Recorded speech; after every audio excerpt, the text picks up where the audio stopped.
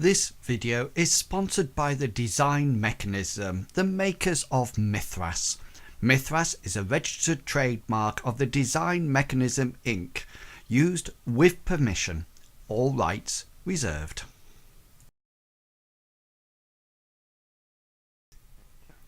I'm doing hired guns at the moment. Not hired guns. On an emulator. We are live, by the way. The first ever game, online role-playing game that me and Inwils ever played, has just come onto Steam. I was just looking at that when you posted it. Meridian 59. Oh, I used to love that game. I used to play a character called Tammy that used to sit in a tavern. I don't know what the tavern was called. It was called Familiars. Familiars. And I used to repair for sapphires. I'm sure that was it. And it's 600 or 2 teeth. Yeah. And then I used to nip across to the graveyard and fight in the graveyard. And there used to be a weird shop opposite. There was something you could do in that shop. I think that was just for the female characters. Right, yeah. Anyway, hello and welcome back. Medivac UK is away this week, so we have slipped back into playing Mythras SuperHero. So we're going to dive in roughly where the players left off last time. Elijah Evans is the character that Medivac plays, the mortician. So he's going to be stepping out, and Longshanks EPG is going to come into the session, and he's going to be playing the tortoise, who is and Frank Alex, who is actually the hare's brother, hence the tortoise and the hare, the well-known Aesop fable, which I thought was rather clever. So just to let you know, the players we're not going to spend a huge amount of time on introductions or anything like that. We're going to get straight into the actual gaming of it. So just to give you a brief overview of who's who and what's happening. Mr. Pickles' character is called the Hare. She is very speedy. She goes very fast. She has to always ensure that she's eating, and she has rather a nice staff, I think. A telescopic? Is it telescopic? Yeah. That she's, yeah. She sort of like whips out when she has to go into combat. She has a passion that makes her, that she doesn't think before she acts. She gets straight in there. Chuggerwugger's character is Leonard Leo, I think, Leo, and he's Lau. His name is, he is the Golem, and basically his character is made up of nanobots, and he can use these nanobots in a range of different ways, including creating things. He can create what he looks like. He can look into computers and gadgetry and things like that, but he can also take on constructive material and hence become a golem of some description. He can then bat things or crack things over the head, etc., etc. And finally, Frank Alex, Longshanks EPG's character, is called the Tortoise.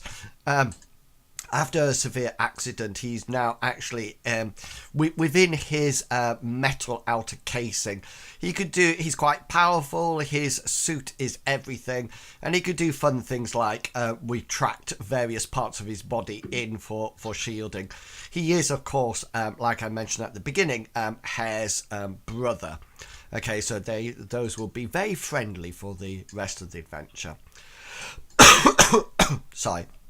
Now, just to bring you up to date with what's happening, the characters are adventuring in something called Gemini City, and they're currently in the sort of like the southeastern part of the town, down here called the Ostery, and within there's a certain place called Brigadier Bay.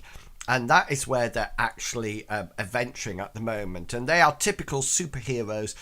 Superheroes are well known in this area. They're probably the only people who are down here. But of course there are super villains as well. They have been hired or have agreed to locate a missing volunteer, and they went at the last adventure, they went down to find where the person had gone. They went down to I forget what it was called. Bridget Refuge. Yeah, St. Bridget's Refuge, and they're trying to find somebody called. We're trying to find somebody called Harriet. Yeah, that's it. Who's a well-known activist almost in the area. She has been. The players have ascertained that she was abducted, I think, by the 52nd 100 biker gangers, but they also came across a rather subdued, transformative sort of like person in an alleyway that was down by Morton's alley, and they had to almost like subdue the policeman who was getting bone razors shooting out from him. And you did get a picture of quite an ugly brute. I don't know if you remember that. I'll just bring the picture on for you. It was a picture, yeah. We got it from the dash cam, his body cam, before he was transformed. Leonard actually went into Ghost into the Machine and actually went into the dash That's cam right, and yeah. the information from it. And we can only assume that who the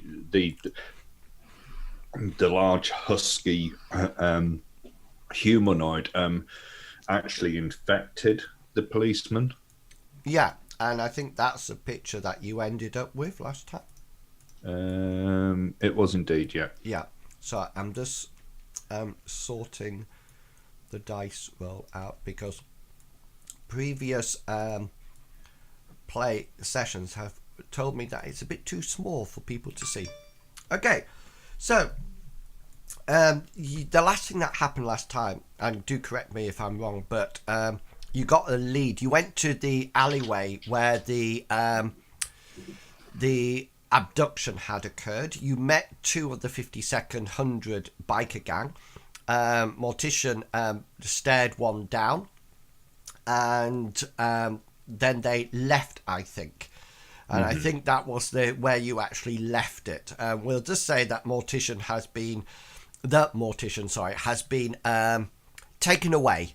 They're called away on another exciting mission, and the tortoise, Frank Alex, has actually returned from a mission and sort of like messaged his sister and said, hey, you know, what you up to, sis?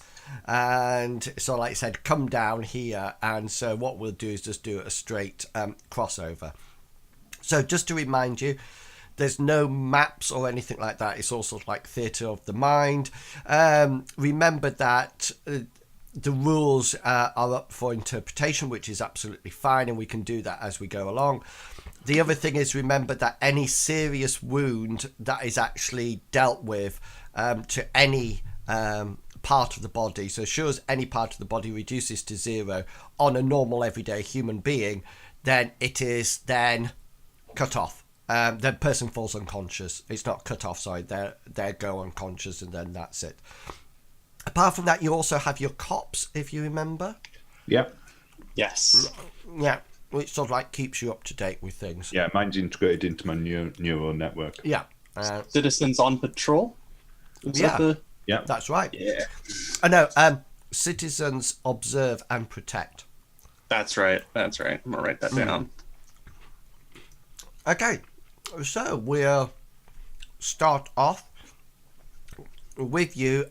You're all outside. You're in Brigadier Bay, and you are outside the alley where the 52nd 100 gangers sort of like abducted and the volunteer. So yeah, so it's down to you. What would you like to do, guys? From what I remember, when this happened, this was the night previous. Correct. And a handbag was she dropped her bag. That's right. Yeah. It happened, but a Good Samaritan citizen handed it in onto the and to the police. Yeah, that is correct. Yeah. Okay, right. Well, I don't know whether or not we'll be able to find anything from this. From the alleyway, a large amount of time has already passed. Indeed. I don't think we're going to find anything here anytime soon. Frankie, took you long enough to get here. Yeah, sorry about that. I was tied up with the other half of our group solving a crime across town. He says, sort of like in an electronic voice being pronounced through his massive mechanical. You can put on a metallic voice. I don't mind.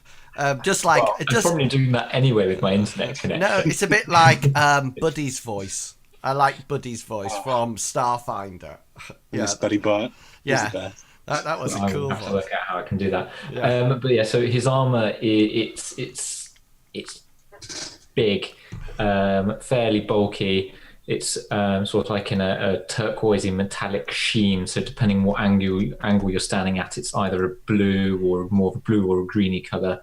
Then it's sort of like it's accentuated with sort of like silver metallic highlights and that sort of thing. And then sort of like where the machine, sort of like the tortoise's eyes would be, it's sort of very dark, reflective black lenses.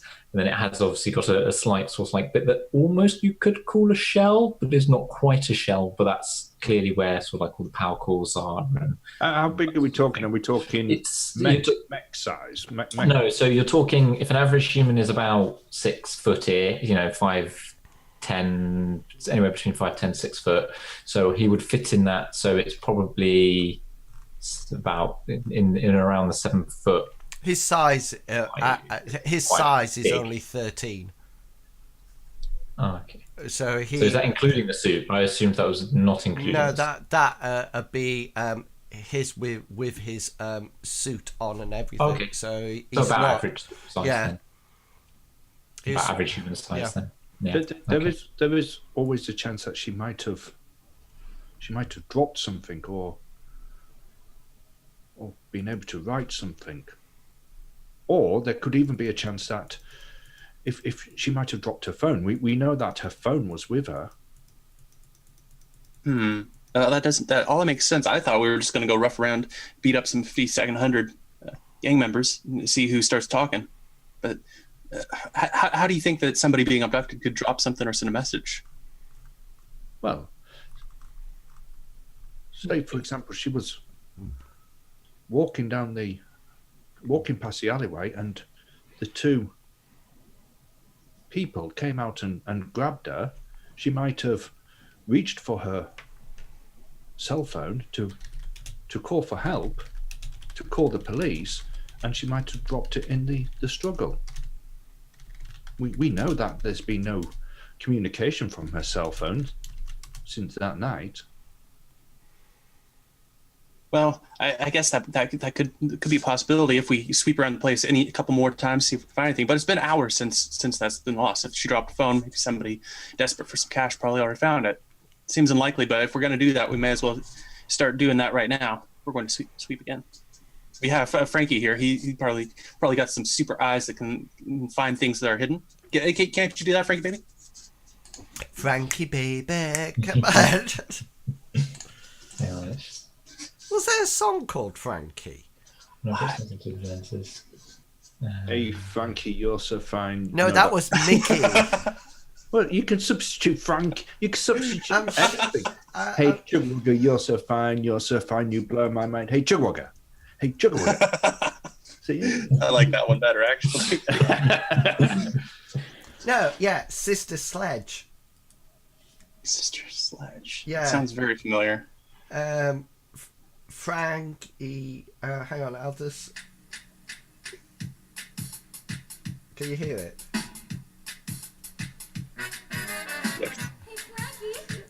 You're not going to get banned, are you? Off playing It'll music that you don't have a license for. No, it'll just, it's just so like... It just mute Just it. cancels it out, doesn't yeah. it?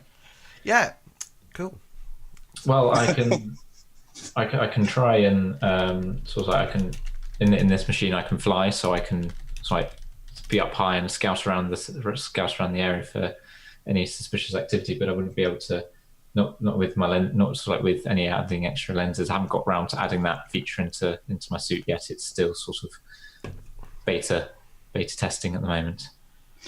Right. Well, Lenny, you can find all sorts of things with your technology. Maybe you got a scanner or something in there that you can form. Maybe you're good with tech. See if you can find a phone on the ground. I wouldn't be able to find it. I was just thinking of looking. I have a computer if that would help. A portable laptop. That you might be able to hack in, use to try and triangulate something. If that helps. If we just knew her phone number, we could call it and we could settle this argument once for all. But we already know that her cell phone is off, and it's impossible to track a signal from an off. Well, when I say impossible to track, I don't actually mean it's impossible to track. Some people can actually track them, namely NASA.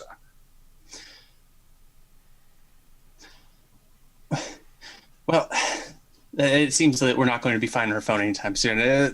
Frankie's here now. We may as well start roughing up some 50-second hundreds. Unless you got a better plan than that. Go talk to the police, see what they have any. Looking under the dumpsters. Well, let's go to it then. Lily's just going to go right into searching. Okay, I've put a cross on the map. That's where you were. Can you see it? Mm-hmm. Yeah. So that's where you were hanging out last time. And then the 50-second hundred sort of like went down here. I got a lovely colour on my ping today. It's really nice. So like a turquoise one. I know. It's lovely. Okay, so Leonard's plan is to walk down the alleyway, looking to see whether or not he can. He's looking for to see whether or not he can find Harriet's cell phone to begin with. So he's not going through dumpsters or anything like that. But if there's a dumpster, he will look underneath it to see whether or not anything's been dropped. And what about the hare and the tortoise? What are your plans? Well, I was thinking I could guys and give a see where those 50-second hundred chaps had disappeared to, and sort of like as soon as I spot them, give them Yeah, they would have left quite a while ago before the swap over. So they're like, I mean, you can fly up high and survey the area, but Brigadier Bay is quite an extensive area, but you're quite free to. Well, it was like the next, around the block, sort of like that we're in. I was more thinking. Yeah. Okay, then you can go up in the air and sort of like fly around the block. Hare, what would you like to do? I'd like to try and use my streetwise, maybe with perception, to look for areas. This might be a long shot, but look, what my character might know of street fights and whatnot, and when people get hit, where things might fall. I don't know if streetwise would be appropriate for that, actually.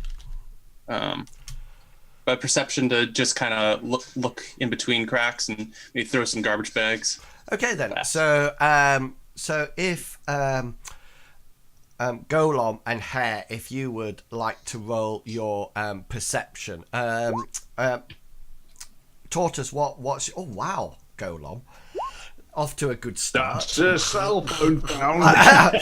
You find everything. Including the kitchen sink. I pull her out and take her home. Yeah, there she is. What role is? He's looking out for. He's using his perception to look out for any people wearing the 50 seconds. Whatchamacallit, like outfits and. And does it have enhanced sensors or anything? He's got. Because I presume you're flying up over the top of the.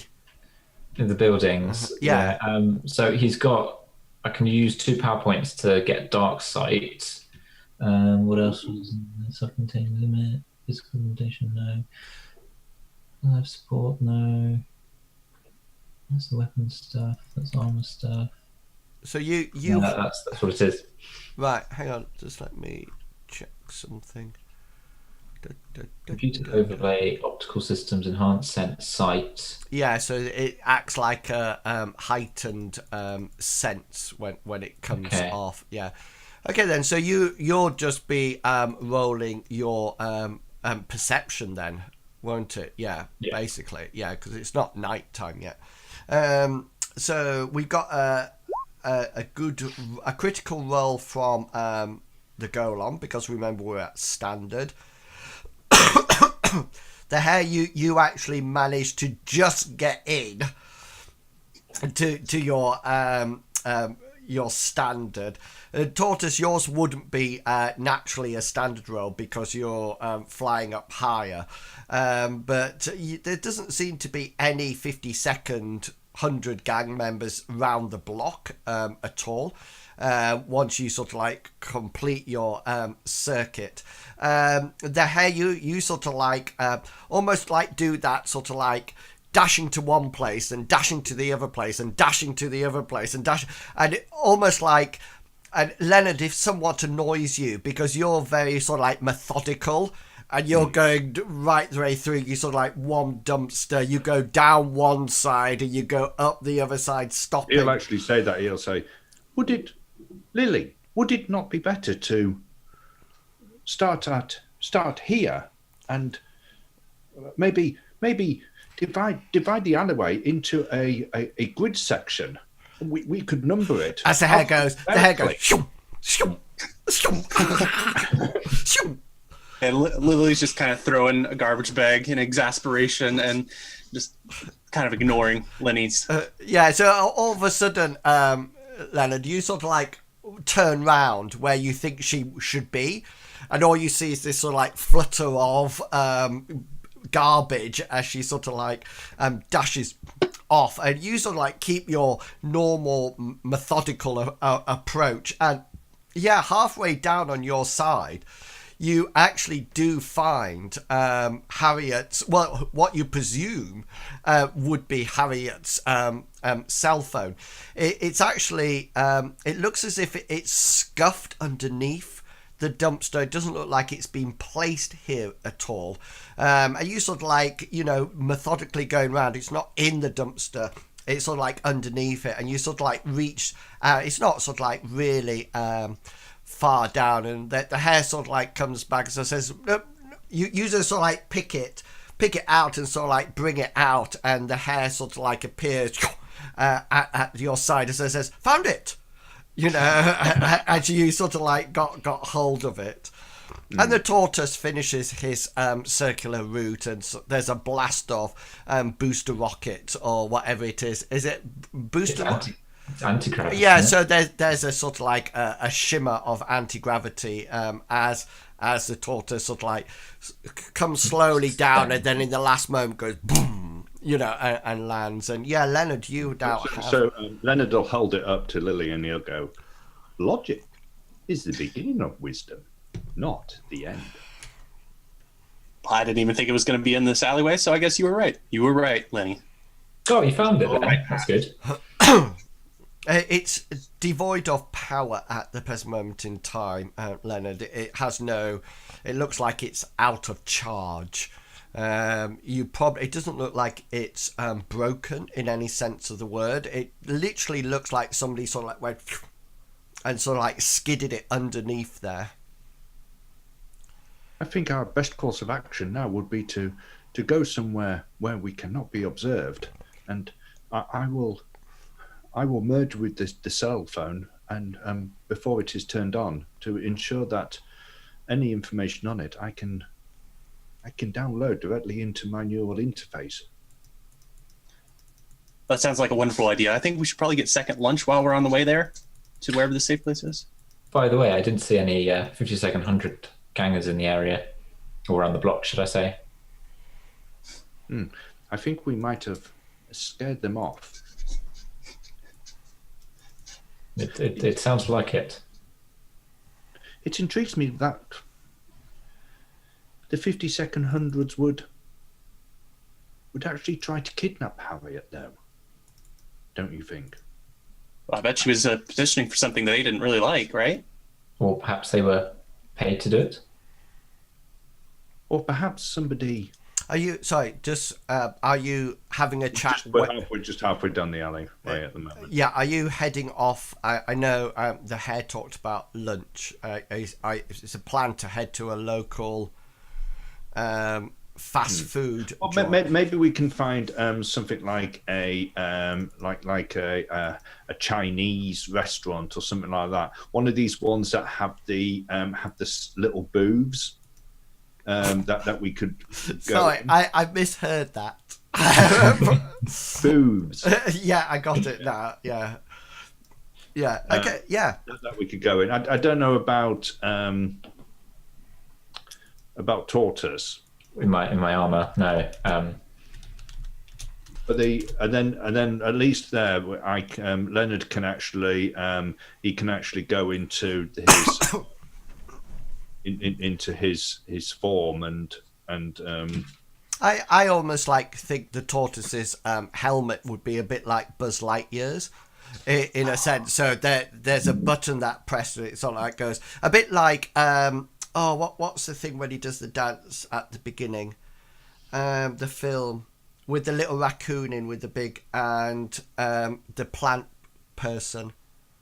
Guardians of the Galaxy. Yes, Guardians of the Galaxy. You know where his head, he has a helmet and it sort of like goes and it comes over. I sort of like imagine the tortoise has a helmet like that sort of like folds back for normal everyday interactions, but what I was thinking, and by all means veto this, is that his armor would sort of retract. So it would also like retract into the power pack that he could then just put like a coat over, so it looks like he's just wore something, and it looks like and the only reason with his arms sort of like instead of disappearing, his arms would sort of like change colour to whatever undershirt he was looking, so it looked like he was wearing jeans and a. Yeah, the only reason I would say that's not a good idea is because I think it takes you 1 minute.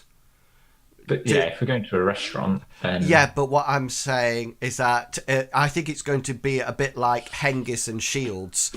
Okay, if anything happens, I mean, one combat round is 6 seconds. So a bit like the Mortician getting to Morton Alley. I think the Hare and Golom had sort of like dealt with everything, and he was still in a taxi. He was still in the taxi. Yes.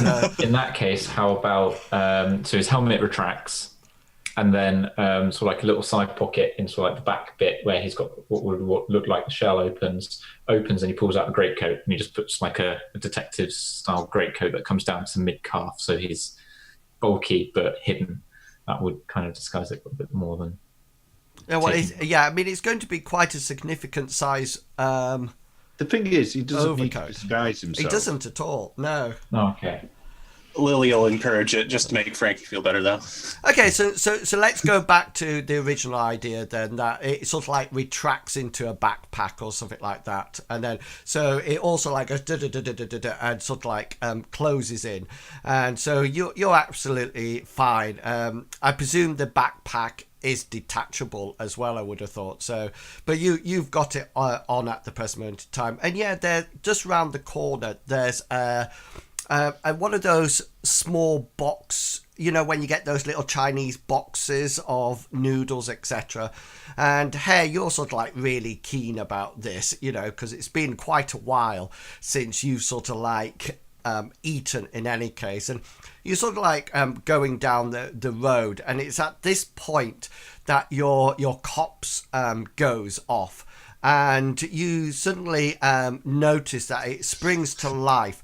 And there seems to be the local sort of like an owner of a shop has actually messaged that they're under a stick up.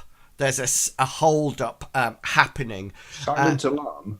Yeah, it's sort of like, yeah, good idea. That sort of like comes through to your cops, and it's literally opposite where the Chinese place would have been. And so you're literally meters away from it, and you can see it out in the distance. And as you're sort of like, beep, beep, beep, and you sort of like notice that this silent alarm has been activated. and you look back up and you can see in the distance that there seems to be a group of, you can only see two of them at the moment. They seem to be carrying some kind of a swag bag that you presume has some kind of monetary value of notes and coins in. And they seem to be carrying semi-automatic pistols in, and they're sort of like sweeping them backwards and forwards, and two of them have just come out. So both of them are carrying the bags. One of them has just come out and he's looking up and down the street like this with his pistol. He doesn't have anything else in his other hand. And then another guy is backing out with carrying what appears to be a bag of swag, of money, or maybe just Chinese takeaway food, but no matter what, the shop seems to be some kind of off license, some kind of alcohol shop, liquor, something like that. Let's break out the initiative rounds. We'll just go back onto this thing, and I'll pull up. Hang on, let me just pull up. Let's get rid of Mortician and put him down there. And just I'll pop this under the golem there. That's absolutely brilliant. Okay then, so let me just reset it. You should be able to click on your tokens to sort of like get the numbers, and then I need to do it. Oh, why would it come on? Oh, look at that! Roll a 10. Nice. So just waiting for you, Golem. Sorry, I'm not used to getting such high initiative. I never get this high of an initiative.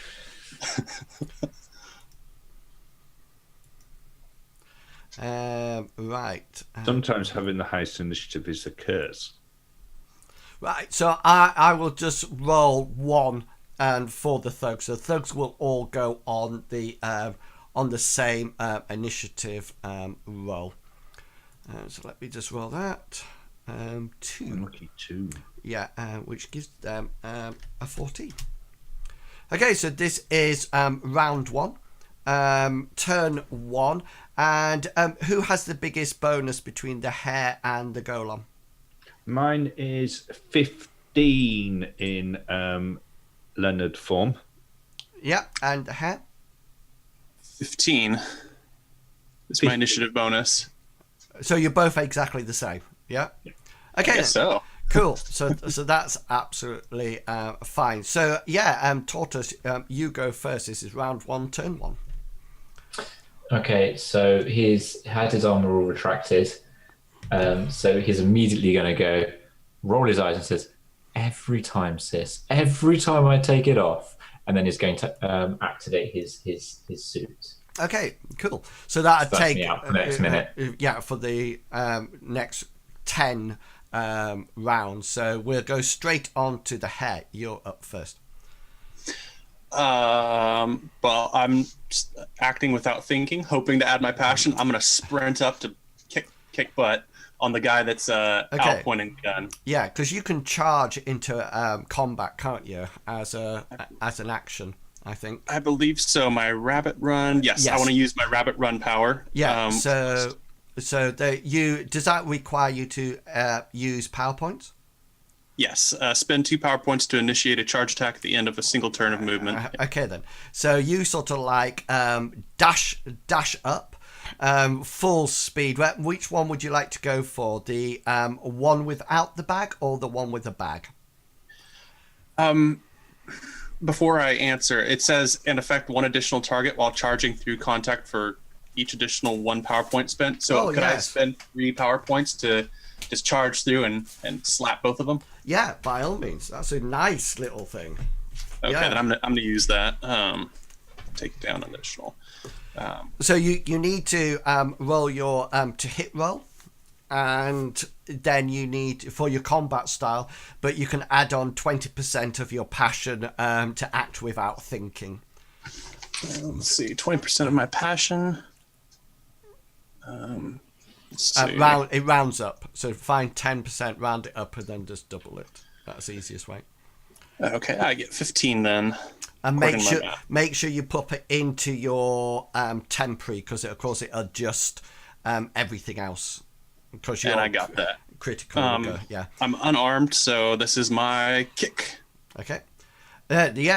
Nice. So you sort of like dash in, and I'm going to say at this point that they can't actually defend or anything, because you're sort of like, they're just sort of like coming out, and you know the guy sort of like looking, he sort of like looks down one way of the street, looks back, and as he turns round to look, he just sort of like sees your fist or your foot sort of like whacking him. So you'll actually you'll have a critical, you'll have 2 specials, and then hit location and damage. All right. Let's see. So 2 specials. Could I do? They can be either crits or not crits. Yeah. I'm hoping to do, and forgive me, I'm not a true fighter here. Hit location, head, and max damage. No, maybe I want to do stun. That might be better. Max damage. Okay then.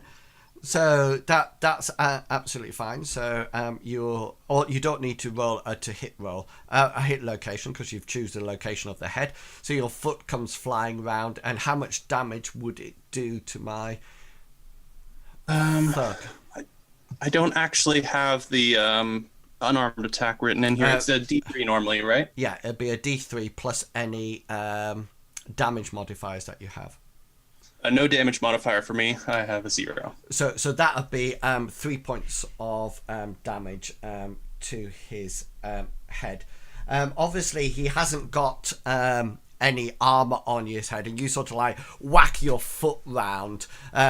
You probably actually kick the second one, and you probably backhand the first one as you sort of like move through him, because you're doing 2 attacks, aren't you? Yes. Yeah, so you probably rush down there and whack it. So he sort of like turns around and just sees your knuckled hand sort of like going right the way across it. And then you sort of like end up, then you sort of like pirouette, and your foot comes around and hits the second one. So yeah, roll your to hit roll for the second one as well. Second one, still with the same passion? Yeah. Excellent. And then it'll cancel at this one. Yeah, so just 1 critical for this one. I'd like to use stun. Cool. So I need hit location first, so 1d20. 16. 16. Yeah, you sort of like whack him in the left arm, which is the arm that's carrying the money. You know, yes. So you sort of like goes around and you sort of like whack it. He has I need some damage for it. So it'll be a roll of 1d3. Yeah. Roll a d3. Oh, nice. Yeah. He seems to have some kind of almost like padded leather jacket armor on in that location, but you notice that you do actually go through it, and you do actually make some contact. No, he doesn't have it there. Sorry, that's my fault. Yeah, so 3 points will take him down to that. Okay then, so I need to roll an endurance roll against that. What was your original attack? 56. 56. I score a 2, which will be in my whatchamacallit, critical. Yeah, inside it. So you don't actually stun his arm at all, but you do actually whack into it nicely. Okay, yeah, so that's you out. Don't forget to keep track of your power points. And coming back to you, Leonard, you're up. Okay, so Leonard wants to look for something in between him and the and these two ruffians that he can animate into. Ideally, it wants to be something that not going to cause a lot of structural damage. Well, so you could maybe, probably come up through the pavement or the asphalt. okay, You can either do or road. maybe a dumpster or No, dumpsters tend to be down an alleyway, so abandoned storefront, anything like that. So So it's- something that he's not going to. you probably don't want to come out of anything from the shop because that might No. damage. So No, it's up to unless- you. yeah. You've got pavement, which like flagstones, etc., or the asphalt of the road. Yeah, I'll come up in the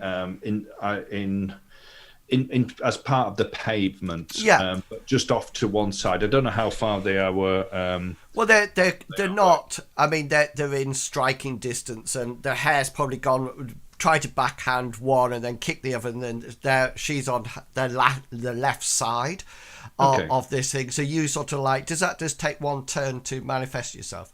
Yes, yeah. So if I can do it within 15, if they're within 15 meters, I yeah, can come easily. by the side of them. Yeah, so you sort of like appear in this sort of like very angular flagstone He golem. probably has a bit of the actual the sidewalk pavement sort of like stuck at an angle coming out of his head. That hasn't- Brilliant. Yeah, and you also notice that you got a bit of gum. That was sort of like stuck onto the pavement that you sort of like, as you manifest yourself, you just sort of like see it. Brilliant. So it's primarily, are we going to say it's primarily concrete? yes, yeah. Okay, so it's just from a power cost. Yeah, sake, exactly. the more it is, Okay then, so what I'm going to do is that I'm going to make some willpower checks of my thuggy people, because obviously two of them have just been whacked and then they've just seen this golem appear in front of them. So just to let you know, their willpowers are 39. So that's the first one, the one that got backhanded, that hasn't got anything in his hand. So he fails. Oh, and the next one gets a 92. 92 and 95. So they just sort of like, don't know what to do at the moment at all. But you do hear from within the building. You sort of like, as you all sort of like move in, you suddenly hear the shatter of glass as the golem, you just sort of like hear it, and you sort of like, you just notice that a bullet has come out of the main window, not through the door, and just sort of like chipped very slightly off your left shoulder. And you sort of like look in and you see that there's another two thugs actually inside. Okay, and that you notice that the other one did fire as well, but missed everything, even the glass window. They probably took out a tub of flour or something. So that takes us up to turn 2 now. So Tortoise is still activating his shell. Hare, you up. Let's see. So the guys next to me, they're just not acting, or Well, they will act. They failed their willpower roll. So normal everyday thugs, because of the immensity of your powers, they're sort of like recognize that they're almost like in a bad position here. It's not like the normal cops and robbers. It's more sort of like supers. But they will be able to act this way. It's almost like a surprise round, so they Gotcha. can't actually think. But you're now up on 17. Another question. Is one of the guys on the outside in giving me sort of cover or anything, or in the way of the guns, or? Well, you're right next to one of them. You're right next to one of the thugs. So basically, it goes you, thug, golem, thug, down the Gotcha. sidewalk. Yeah, and to get your staff out, I think it'll be just like a normal ready weapon if you wanted to do that, which would be a turn. Well, you read my mind. That's exactly what I wanted to do. Yeah. So I think it's telescopic, isn't it? Yeah. So you sort of like go, what was the phrase? and it's sort of like goes, yeah. Extendable quarterstaff is It's how a bit it's like phrased. yes, it's a bit like Cheetahs of Thundercat. So yeah, so you take your action up, sort of like bringing out your quarterstaff, which then comes to you, Leonard. It comes to Okay. the go on. So Leonard wants to use his free action, if he could, to make a tactical perception check to see whether or not there's any innocents that are going to be in the way from this gunfire firing at us. Okay then, yeah, roll your perception. This is his. That's his free action that he's. Yeah, it looks like the as you sort of like glance over through the glass, you can't see any citizens in the way. You think maybe because of the silent alarm going off, they're probably behind the counter further on in the building. Right, yeah, I didn't know whether or not people walking by. If you No, yeah, a lot of people are sort of like at the sound of the gunshot. Yeah. People are sort of like dashing for cover, and even a couple of cars are sort of like screeched to a halt. So he sort of like looks round to see, and then he uses that momentum to sort of like just spin his arm round and almost do like a clothesline. Oh, knocking this. Which one do you want? Which one's closest to him? Well, you're actually in between them both, so you can either do the one that came out without the bag, or the one that does have. I'll do the one bag. that's on the farthest away from the actual place that they came out of. Well, they're both stood on the roadside. So if you imagine the side of the pavement that you've just morphed out of, so it goes literally thug, hair. So the hair rushed past. I'll do the one on my left then. Is that the one with without the bag then? Yeah. Okay, cool. Yeah. Okay, so this is going to be a unarmed attack. Well. Yeah.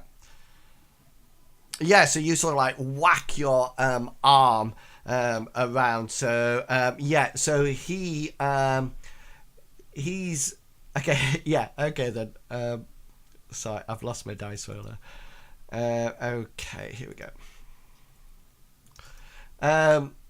Yeah, and he sort of like sees this arm coming and sort of like almost like reflectively sort of like tries to parry the blow with his with the hand that's got his gun in. So can you roll some damage for me, please? Do you want a location first? No, because I'm going to say that because he's successfully parried this blow with his arm, that your hit location is going to be there. But, I mean, obviously his arm is flesh and bone, and so the damage is going to be to his arm. Okay, so I'm currently concrete, so I have a base damage of 4, and then my damage modifier is 1d6, so that's going to be 10 points. So like arm just spins around. Yeah, it's got so bits of raggedy concretes coming out. So you sort of like spin round with this thing, and the thug sort of like reactively sort of like thinks he's some kind of kung fu master and sort of like raises his hand to sort of like block it, but suddenly realizes as you sort of like crack into his forearm, snapping, gouging a whole load of blood out, but probably snapping both his radius and ulnar, both his arms in the front. You just sort of like go like that, and he just sort of like lets out this cry of pain and sort of like drops to the floor. He's obviously passed out because of pain, and you so that's you done, isn't it, on 17? Yeah. Okay, then just so you know, as you do this, you notice coming round the corner is like a black saloon. It looks quite it doesn't look posh or anything. It looks quite out of place here, and by the look at you, sort of like your nanobots sort of like quickly sort it out. It's been driven very haphazardly. The driver is either drunk, high, or is not used to driving cars. and it just comes shooting round the corner. The thug next to you has sort of like goes, "You picked the wrong day, Missy," and just sort of like flings his arm that has the gun in it across your face. To try to sort of like knock you, try to hit you and cause you some damage. So his attack is 58. Yeah, and he sort of like goes whack. You have a choice to either parry or evade. It's up to you. I would like to parry with my quarterstaff. Pow! Yeah. Oh. And Can I use a point of luck, actually? Yes, you can. By all means, I do it for 19, and he sort of like brings it round, and you see that wonderful slow motion as you sort of like zip into fast time, and just sort of like whirl your staff quite almost like lazily in your time, and grab it up, and it's just sort of like whack into his arm. What's the size of your quarterstaff? Let me just double check. I want to say medium, but it is a medium. Yeah. Okay then. So I'm going to he sort of like whacks into your quarterstaff, and he'll absorb all the damage to that. Make sure that you knock off that action point. Oh yes, action point 2. Yeah. And then these. Oh, come on. It's just saying rolling dice. Rolling dice. That's all it is. Thank you I for don't think we can see your dice rolls anyway. Oh, you should be able to see them if they're blue. Can you not see? They're not blue. We can see dice rolls. They're just not blue. I don't get the sort of like the funny pop-up boxes. Oh, right. There we go. You rolled it twice. So can you see the scores or not? 78 and 17 there. Yeah, that's what I'm saying. If I do it blind, it comes up yellow. Right. And then you can't see it. Yeah. So the first shot from within sort of like misses. The second shot on the 17 will hit you, Golem. It's up to you. It will hit me. Well, it's a hit. Right. Okay. I'll. So you have a choice. You can either evade the roll, or use a power, or whatever. Or just trust to your natural armor. Yeah, he'll sort of like he'll see it coming, and he'll just try to turn his body so that it impacts on his back. Okay, so just to let you know, thugs will not have special against you. Super villains will, because of that. So that's a sort of like the separation. So this is his to hit roll. His location is 18. Okay, so that's going to be my my left arm, and he does 6 points of damage with the gunshot. Okay, so it takes off my armor, which is sort of like stone or concrete, takes most of it. Although it does look like the bullet goes through slightly. Yeah, so it probably maybe takes out a couple of your nanobots, as it sort of like goes flames, and that brings the end of combat turn 2 done. So this is 3. I have no actions left. So if anybody has actions left, then by all means, let me know what's happening. This is 3. Yeah. Okay. So is anybody who's got any more action points before we start a new round? Yes. No. Okay. Yes, Golem, go for it. Okay. So the one in front of you is now down. Okay. You've got one to the other side of you, which Hare is fighting. You've got the 2 inside the shop, and the car coming round the corner. Okay, so the one that's just fired from the shop, yes, as Golem sort of like tries to turn to so that the bullet impacts off his back. He doesn't quite manage, and it hits his arm. Yeah. So he's actually going to reach into his arm and pull off part of the concrete on his arm. Yeah. into his other arm, and he just throws it as hard as he can towards this thug. Yeah, so you did. This is your power, isn't it? You can detach something. Yeah, and so I send can it spend off, 1 point of power, and I lose 1 hit point from that location. So my hit point on my left arm goes down by 1. So it goes down to 2 now from the 5. But it means that I'll just throw. Okay, then. I'll just throw this thing now. I don't have any abilities for throw. I don't know whether or not it's classed as an unarmed attack. Do you have anything else that it could be assigned to? No, I mean I can't see anything in my professional skills, and I don't have a sort of like a form that I could. So it's not classed as. Is it classed as animation? It's a Nano Nation animation. And what does it say next to it? It says spend 1 power point and 1 hit point from any of your construct's locations to hurl a piece of the body mass at the thrown attack, doing the listed damage below. Oh, got you. Yeah. But I think the listed damage is what the construct is. Yeah, got you. And then my damage modifier, but it doesn't give a skill.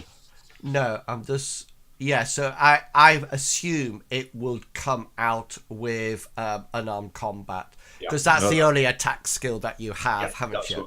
That's what I thought. So so this is the attack. Well, yeah, cool. Yeah, so that sort of like comes flying through the glass straight at this guy. So would you like to do? You'll have a special hit location and damage.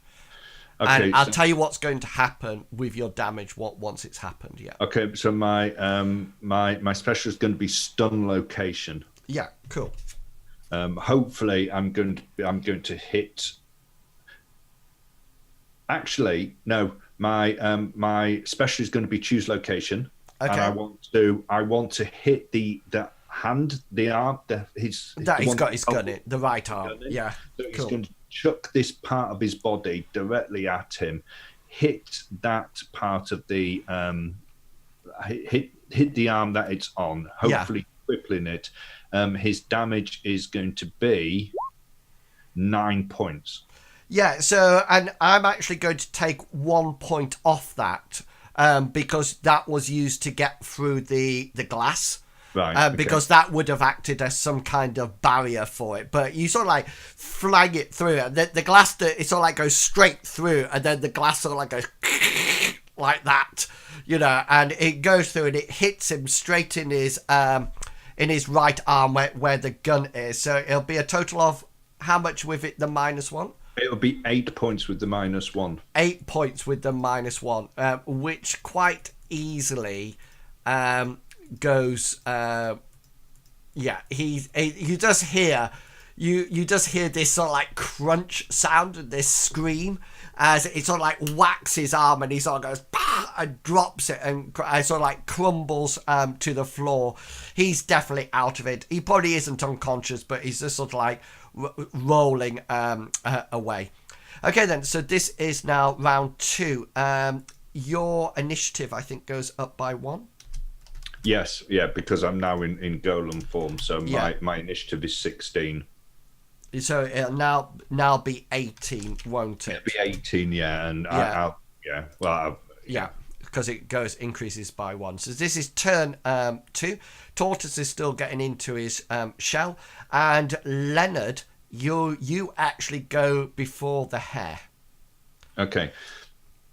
How far can I use how far away is this car? I want to use another tactical perception. Well, you were probably it's sort of like behind the tortoise at the moment, as it's sort of like whizzed round the thing. So what would you like to do on it? It doesn't look like it's going to hit anybody within the next few seconds. No, you sort of like quickly, your nanobot sort of like quickly. Well, what do you want to use a free action to tactically perceive what it's going to do. I'll tactically perceive it. Okay, then. I'll tactically take into account the and you can add. You can actually add to that, because I think you have a passion that I'll remind you about. My passion is protect the innocent, which is what I was using before, as soon as the gunfire started. Yeah, so I think it's when you're using, isn't it using when you're using your tactical stuff? I have one that if I use yeah, okay then. I help Gemini City with my tech. Yeah, so that succeeds in any case, and your nanobots are like quickly, sort of like work out all the possible where this car could come to, and it looks like it was probably the getaway car that was going to pull up in front and rescue these 4 thugs and let them drive off. You probably recognize that it's not very good driving, because as you know, these are mainly a biker gang. Mm-hmm. So he's probably trying to drive the vehicle with his biker boots on and things like that. So he's probably sort of like dual pressing 2 pedals at the same time at various points. Yeah, so that's what he's doing. So what would you like your action to be? This might be a bit of a long shot, but 6 points. That's what heroes are made out of. Okay, so I want to. Do I need to spend an action point to dematerialize, or can I animate into another form? I know I can actually. If you're going back to normal, it'll take you a turn. If you're just going from location to location, that cost me two power points to do. Yeah. But my idea was that I'm currently part of the pavement, but I want to change my form, and as the cars come in, I actually want to take over the back half of it and actually hope that there's nobody in the back seat, and use the metal of the vehicle to actually form into a metal golem, thus taking out the back chassis of it, so that it's just sort of right. Okay, hang on. Let's go back a bit, because that's going to take several. You won't be able to do that in one turn. Because if you remember, I mean, you will have 3 actions in 6 seconds, don't you? So I think the first thing to do, because some of the construct, I presume, is some of the material is actually taken up as your construct. So as you come out of the pavement becomes you, doesn't it? Yes. Yeah. So what I'm thinking is that if you transfer to the car and use the metal in the car, even if you sort of like come up, the back axle or something is going to just be sort of like used up as you materialize. Can you see it as you actually use that material up? Yeah, so, but that's what I wanted to do. Yeah. Okay, then. So what I'm going to say is that we need to do some kind of roll, because the reason I say that is that, it's not as if if you were just going into a metallic dumpster now, I would have no problems with it. But you're trying to manifest yourself into a moving vehicle that is coming around. So let's. Is this going to be difficult for you? No, I don't. Okay. I don't think it will. I think you don't normally do a roll, don't you? To No, I'm going to change my action. Okay. I'm going to drop my current form. Okay. I'm going to go. So I'm going to from the golem. He's just sort of like just going to crumble, and I'm going to go into nano form. Okay, then. So you sort of like transform into nano form, and Hare, we're with you now. You have your staff out. Yeah. And there's one guy in front of me. There's one guy that's stunned and one guy that's not stunned in the store behind me. No, yeah, there's there's 4 people in the gang altogether. 2 of them are out of action at the moment. You've got 1 in front of you, and you're one that was firing at you within the building. Okay, and I'm pretty sure I'd have to roll evade if I wanted to get the guy that's in combat with me off. So I'm gonna just smack him down with my extendable staff. Yeah. Okay then. Cool. Whack away. Pow. Yeah. Just hitting today. Sorry, I've just gone off my sheet. Okay then. So he will naturally try to use up one of his rolls to parry it, and he actually gets a 6. Hang on, let me just which is actually a critical because his unarmed combat is 58. So a 10th would be 5.8, which means it's a critical. So you sort of like swing your staff round, and he sort of actually sees it coming, and with some unbelievable amount of luck, almost like ducks out the way and pushes it past him as it goes past. And then he sort of like tries to hit you. And sort of like fails. He's a bit off balanced as it comes around, and then there's a shot. There's not a shot from inside. Okay then. So yeah. So that's the thugs done. So we're up to turn 2, and we're back to you, Leonard. Okay, so Leonard wants to in gaseous form, he wants to head. Oh yes, sorry, I forgot the car. The car makes its way past the tortoise and towards the location. Yeah. So, okay, so Leonard wants to go in his gaseous form. He wants to go directly into the car. Yeah, so it'd be a movement action to get to the car. Okay.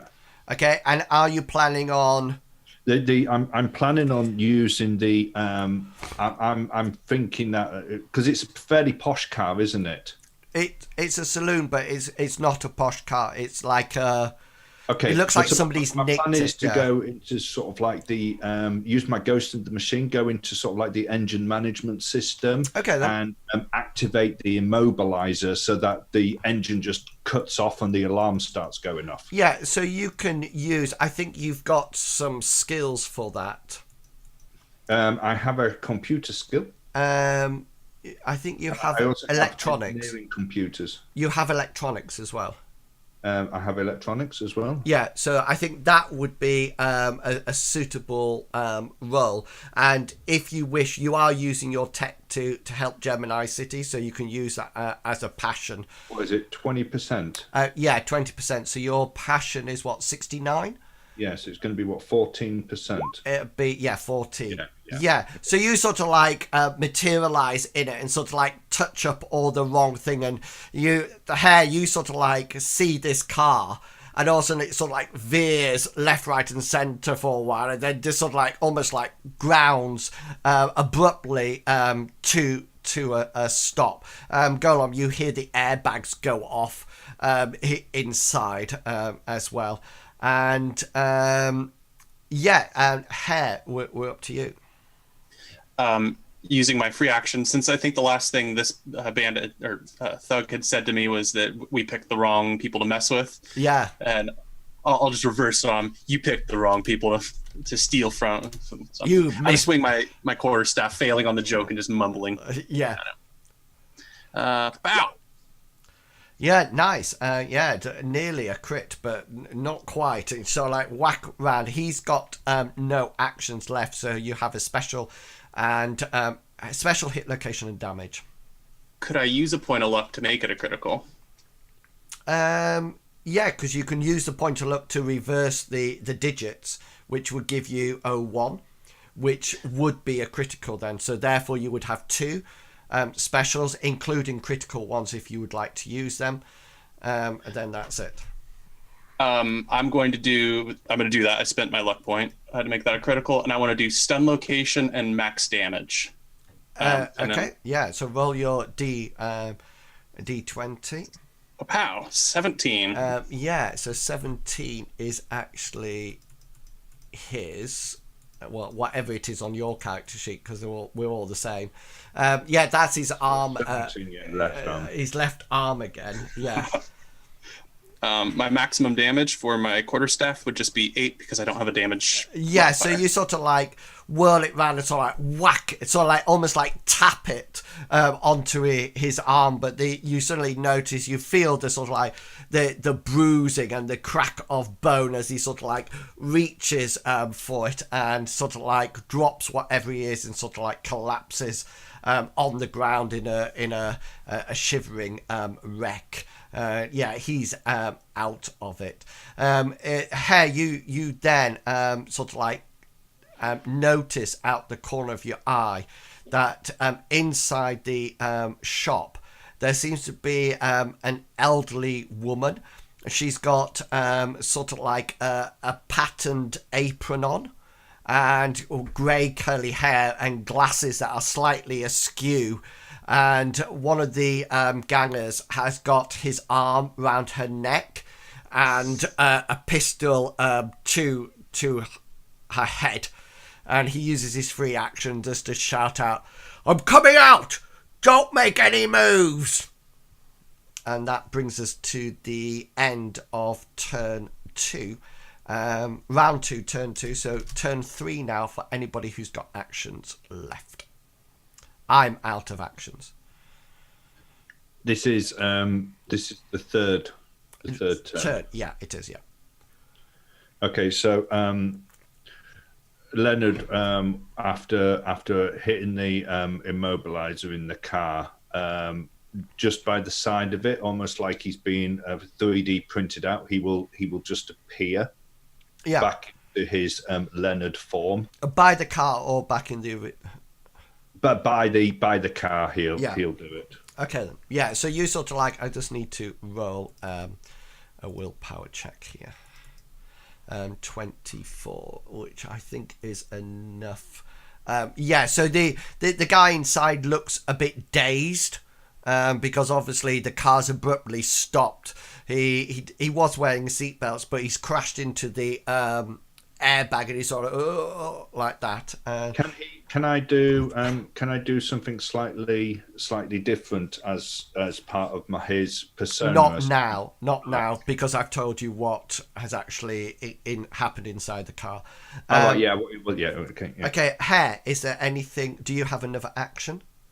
I believe I do because I've only attacked twice. I should have a third action point then. You didn't parry at all. Yeah, I'm not sure what to do because if I go in there and I do an attack, there's enough force that the old lady's gonna hit the floor. Best case scenario. I can't use this to just respond to him, can I? Because I already you've used your free action, so you can do an action, whatever that may be. But you, if you wish, I'm quite happy for you to just dither, and or delay that action. I mean, you'll go first the next one, but if you want to shout something, I'm quite happy for you to swap a full action for a free action. Okay, that's what I want to do. And I just say something like, don't do anything rash. Okay then. So this is now turn 3, round 3, turn 1, and we're back to you, Leonard. So you've just materialized, I think you said. And you can see this. So it's almost like he's just sort of like comes up from the ground. Yeah. He's back into his leathered form with his t-shirt. Yeah, there seems to be one person, as I mentioned, in the car, the driver, and that's it. Did you want to manifest at his side or the other side? The side closest to the shop. So it depends on. It will be his side, I would have thought. Okay, then, yeah. Because it'll be is it like an American? Well, I was just thinking that, and I hadn't really got that far, so I'm quite happy for it. I was thinking it's probably his side that I would. Okay, so Can I see this this ruffian holding this old? No, you're away from the shop now. Okay. So the car didn't make it to the actual shop front. You stopped it before it actually got there. So Okay, so I want to start making my way across towards Lily. oh, to the hair. Yeah. Okay then. So you can make that in one movement. That wouldn't be a problem. So that's your movement, and then so that'd be an action. Hair, you're up. Is the thug still moving towards me or coming out of the store with his hostage, or He hasn't had an action yet. Could you please roll for me a percentile dice? absolutely?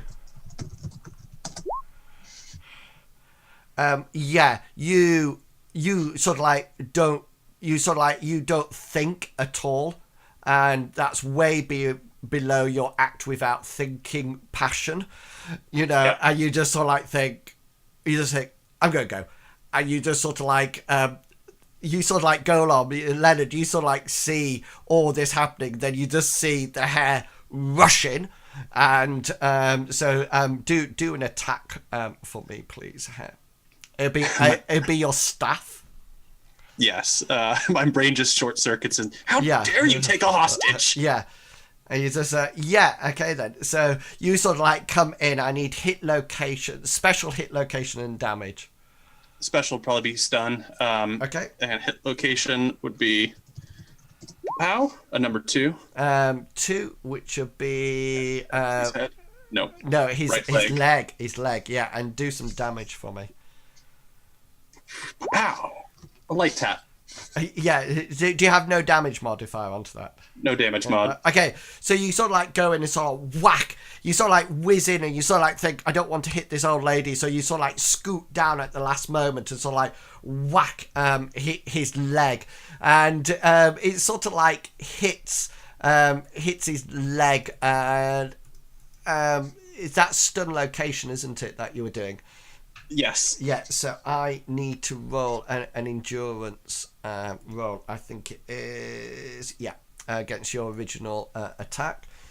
So my endurance is 46. I get a 20, but you got a 31. So you actually make it, and you sort of like go poof, like that, and it sort of like dead legs his leg.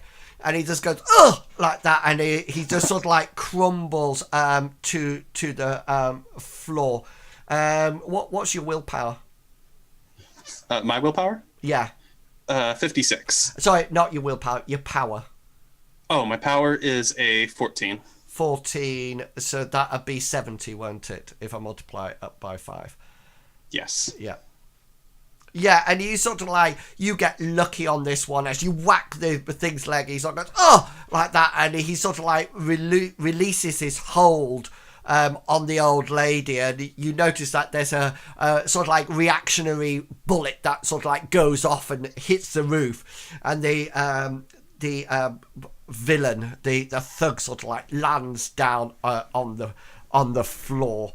And he sort of like drops his weapons, and that will take us out of combat. I was just thinking, why don't I have a macro for rolling a 1d100? I mean, what else do I need to roll in this game? Didn't you used to have one down at the bottom? Wasn't there one? I do, but I have that in the Mythras game. But this, of course, is a different. I just need to make sure that I put it in the bar. Let's see whether or not this works. Yeah. And while I'm there, I will make one for 1d20 as well, man. So you sort of like the tortoise finishes getting his gear on, and you sort of like all sort of like meet up, and the woman is just sort of like, oh my dear, you saved me, and you notice a dithering old man hair sort of like comes up from behind the thing, and they sort of like say, how could I ever repay you? Save my love. And the woman says, oh, don't be silly, Stanley. Oh, you did a grand job there, lady. Leonard wants to go over and pick up the swag bag, which he can only assume has the money. Yeah, it has the sort of like the cash in the tag, and he'll go over and he'll say, your property, I believe. Oh, you're so nice, young man. Yeah, because you're in normal form now, aren't you? And she looks like she's trying to read what's on your T-shirt. What does it actually say at the moment? It actually says at the moment, I am not a speed reader. I am a speed understander. Yeah, and she sort of goes, I am not I'm not a speed reader. And then goes, no, that's very true. I can't read very quick at all. Oh, Stanley, come and see this nice man's T-shirt. And he sort of like comes hovering over. It looks to be some kind of liquor store. It doesn't seem to be very much... that they just seem to have grabbed the cash in some kind of breakout, sort of like daylight robbery, for want of a better word. Mm-hmm. Yeah, and they're sort of like he sort of like says, I have called the police. The cops should be here shortly. We will give you a very good account. Didn't they do well? Oh, they did so well, Stanley, so well. And she sort of like looks you up and down in hair, and she says, although very revealing. She says, I would be seen well. She says, she's quite frumpy and sort of like chubby. Who is Lily? No, the old lady, and she sort of like goes, of course, in my day, I would be able to wear lycra as well, just like that. And Stanley sort of like looks quite shocked, and then goes, oh yes my dear, yes, very like, and he sort of like hovers over, his eyes sort of like hover over your top half hair, and as he sort of like peers over his glasses as your chest, and says, Leonard will say, and sort of like he sort of like says, well, maybe not quite like that now, though, as he looks like the old woman, sort of like she's probably got her boobs tucked into a belt somewhere at that point. Yeah. So this seems to be you've got there's some unconscious thugs, some still around moaning we'll around. Wait until the police turn up, just to make sure that the people from the shop are safe. Yeah. Okay. Anything else that you would like to do? I presume we'd bring the criminals outside on the pavement, kind of just line them up, make sure that none of them are getting away, none of them are going to die. Yeah, none of them are going to die. You didn't hit to kill. You pulled your shots, really and truly. Break. Yeah. Shattered a couple of arms, I think someone did at one point. So, yeah, so you line them up there, yeah. Mm-hmm. Is there anything else you would like to do at the crime scene? These guys don't look like they're 50-second hundreds, do they? They certainly do look like they're 50-second hundreds. Oh, dear. Well, I mean, may as well check their pockets for notes. No, gangs don't pass notes. I guess Lily's just going to pace around trying to think of something to do. Frankie, you know how to interrogate these guys. Maybe you can figure something out? Can, before the tortoise responds, can he use his passion for thinking before acting and roll that to help him to decide how he's going to question these people? What skill are you planning on using to question them? It will most likely be in his influence, because he wants to try and convince them to tell them about the lady that's gone missing. Yeah, well, this isn't a think without action. I thought you were going to hit. I thought you were going to hit one or something like that. But yeah, you can sort of like start to interrogate. And what's the outcome of the interrogation that you would like? Ideally, he wants to know perfect world, the location of her, or at least where the other members of the gang who took her can be found. Where the people who took Harriet? Yeah, so where the people, where the other members of the gang from the 52nd gang who took Harriet, where they are at this moment. Right, okay. As best to their knowledge of where they are, or where they... Oh, no, actually, no, change, scrap that. He wants to know where their hangout is. Okay, then. So roll your influence for me. Yeah, we're going to bust some skulls. I'm just rolling my deceit, since it'd be an opposed roll. Oh, actually, I'll have to roll my willpower. Yeah, so he fails his willpower roll. He only has 39%. So he sort of like lets you know that the he sort of like babbles out quite rapidly to the disgust of the other conscious 50 seconds that he's the base of the 52nd 100 biker squad is actually down by the bay, but down by the water's edge, in a ship that is called the Husk. And I'm just going to move you across to your Brigadier Bay map and reveal for you the Husk. Ooh. Okay. Can you see it all right? Yeah, so I have the turn order exactly over it on my screen. I'm thinking, is he going to do it yet? So that's where the Husk is. Okay. You guys, well, anybody who has locale, just roll the locale roll if you have it. Boobity boom. Okay, so do you have any passion that could actually change your role at all, Hare?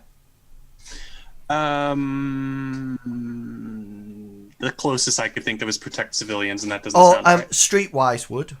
You can augment it. Yes. So what's your streetwise skill? 51. 51, so that it go by 10.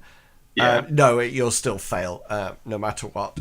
So Leonard and Frankie, you both know that the Husk is it's almost like down by the docking area, as you can see from the map. And there's actually a boat that was put into dry dock at one point, and it's sort of like being left there. The money wasn't fixed enough to actually pay for it to be fixed. And so what's actually happened is that the 52nd 100 biker squad has sort of like reinforced the walls around the area, as you can see from the map. So the rectangular shape inside is where the ship is. It is in dry dock. And you've seen this or heard about it. It sort of like lists slightly to one side. But obviously the inside of it is still open, still inhabitable. And that's where the 52nd Hundreds camp out. You might notice that there is a small entrance to it. This is a walkway entrance. It's not actually big enough to drive a car through, but it is, of course, wide enough to drive a bike through. And you do note that it's normally sort of like sealed off by two sort of like corrugated iron doors, and that has little slits in it that people can knock on to entrance. But generally what happens is from the two towers either side of it, the people can hear the bikers coming, because they're like huge Harley Davidson bikes, and they can hear the roar of them coming right the way down. So I'll just show you the street that goes down towards it. So you can see. Can you see that? Mm-hmm. So there's sort of like a long street that goes down it, which, if you think about it, is absolutely perfect for defense as it goes down. Okay, then it's 8:30. So shall we take our break now? Would that be a suitable time? Yeah. Yeah. Yeah, it's good. Okay then. So guys, if you're watching the stream, we're going to take a quick 10-minute break. So please get up and have a wander around, and we will be back in 10 minutes exactly. So please don't go away.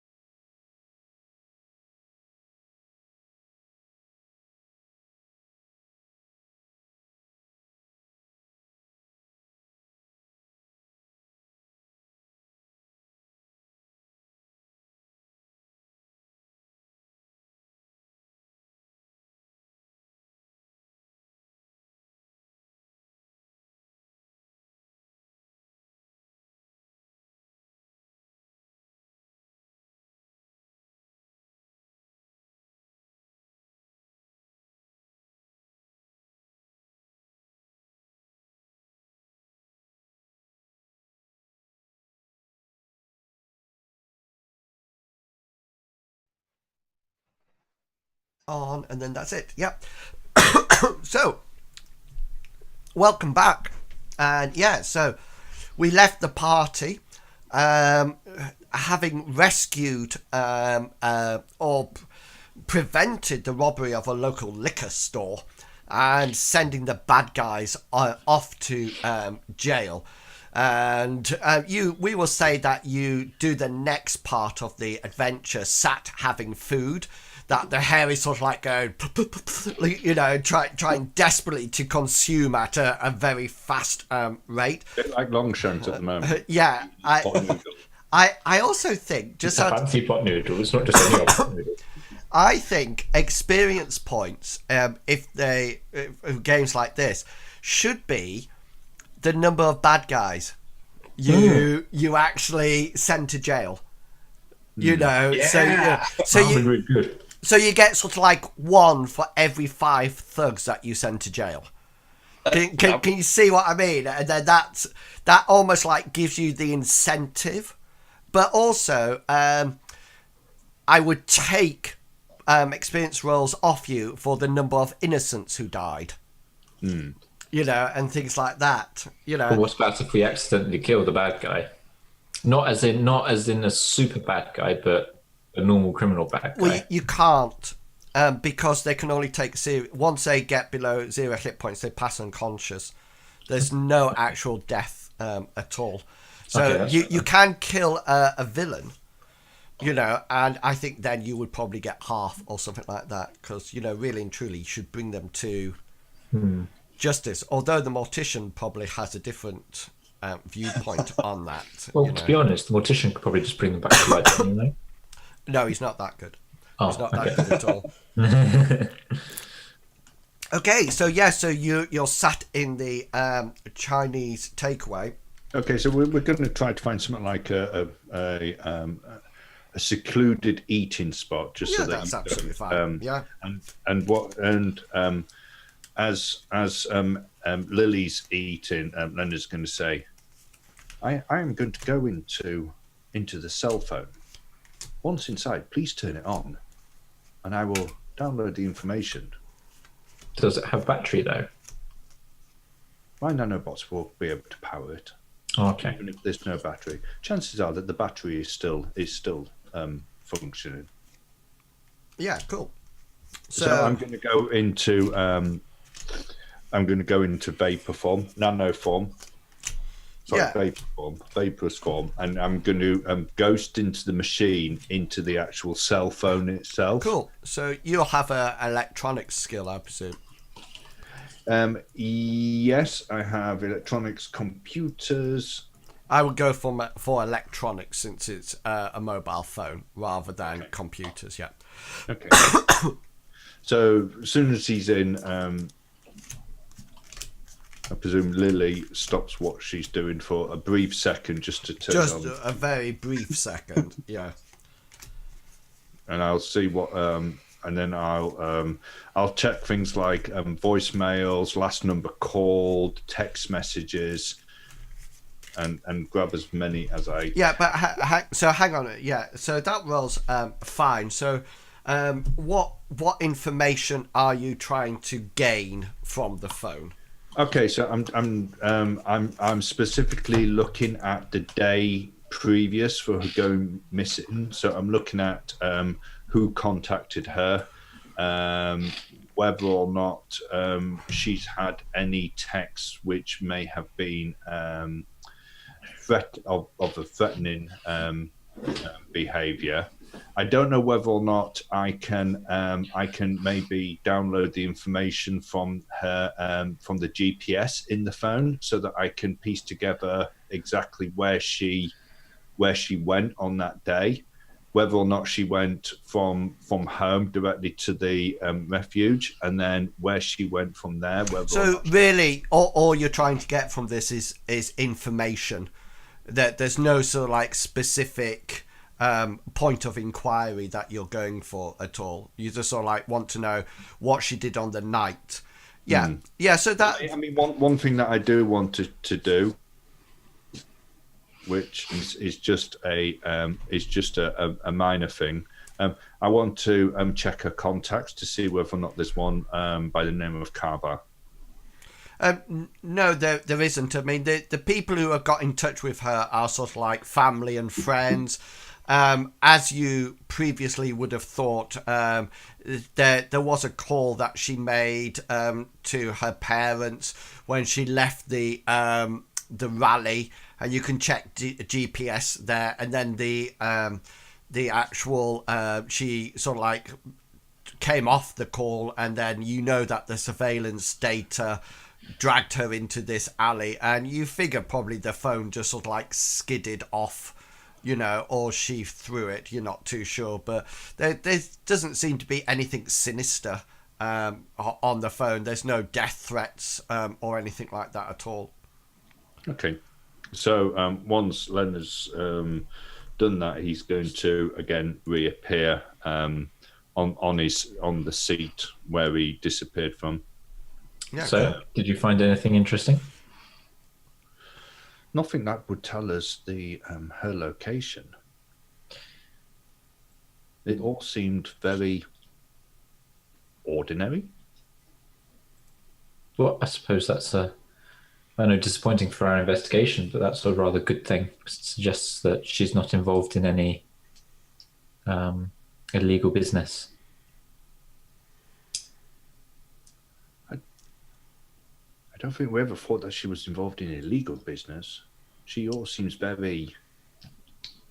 She's a very pro. yeah, very much. She sort of like is one of the good guys in Brigadier Bay, or the good females in Brigadier Bay. Unfortunately, it doesn't lead us to her location. I still think the 52nd 100 are... Well, something doesn't sit right with them.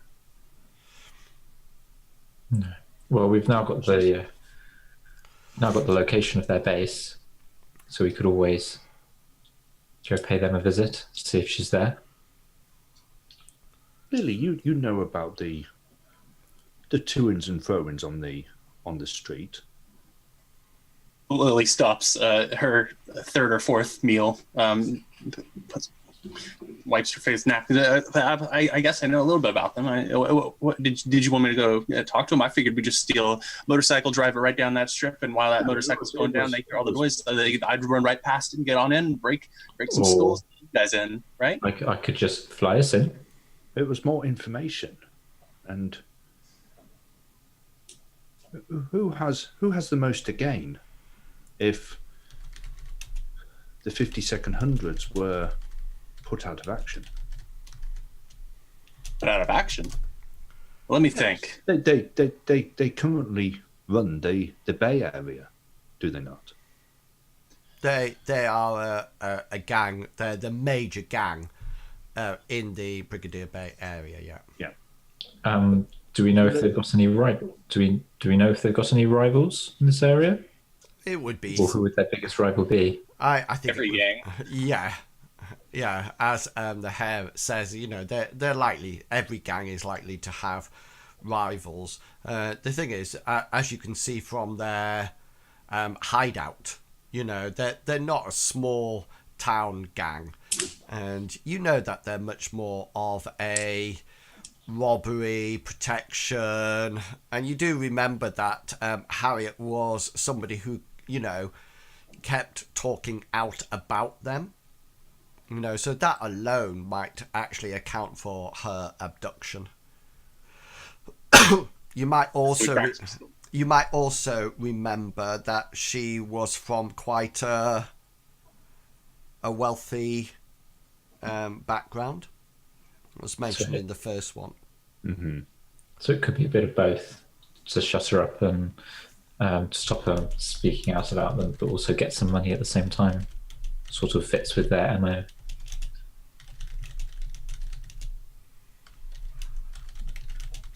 So we plan to go to this Husk and take on the gang? Let's get in there quick. Get our Harriet out. Get back home. Have early dinner. Cool. I was thinking would you be able to infiltrate it if you got close enough? Would you be able to move in and get into any of their computer systems. I would have thought they'd have some sort of computer system.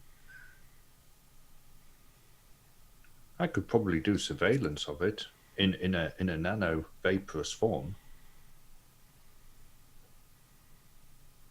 As sort of like superheroes, so it's sort of almost like it's more of a case of rather than taking on the gang, it's whether or not you're taking on the gang or rescuing an innocent. We're rescuing an innocent. Yeah. That's me asking what the plan was. I think the main thing for us to do would be, firstly, to do some surveillance. I'm still not 100% convinced that she is there.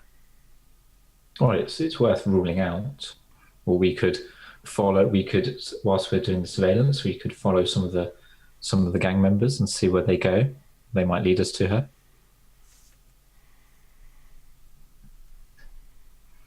Where else would they be storing a girl than their prized headquarters, where they probably have some sick gang member dungeons? I think that we need to get her out as soon as we can. Agreed. Yeah, that I mean, it must be about 2 o'clock, 3 o'clock in the afternoon now, after you're sort of like having lunch or a bit like the Hobbit's second breakfast. You're probably on your fifth meal here. So I mean, yeah. So it's getting onto people going home time, etc., etc. So remember that Harriet actually went missing last night, and you were brought into this in the morning. Well, it'd be worth checking it out, because you know what they say, it's first 48 hours are crucial in missing persons cases. Once we're close to the Husk, I will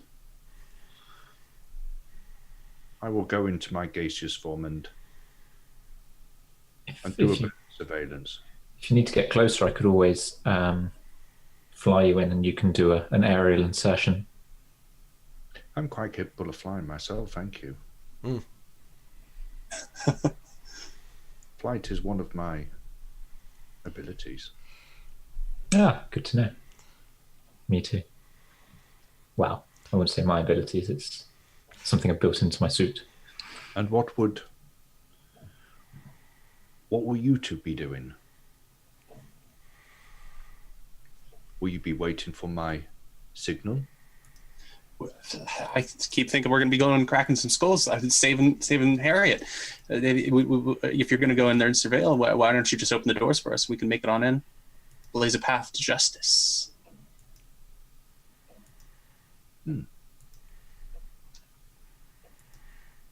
I take it we're not looking at going down the main corridor. I take it your brother here is going to fly you in. I've revealed some of the surrounding area for you on the map. I guess all we really need to know. That's to you to discuss. Well, yes, we can be standing by on the roof of a nearby building, and when we get the signal here, I can move us into wherever the closest possible area and drop you in that way, and then we can take on as many of the 52nd hundreds as we need to get the lady out.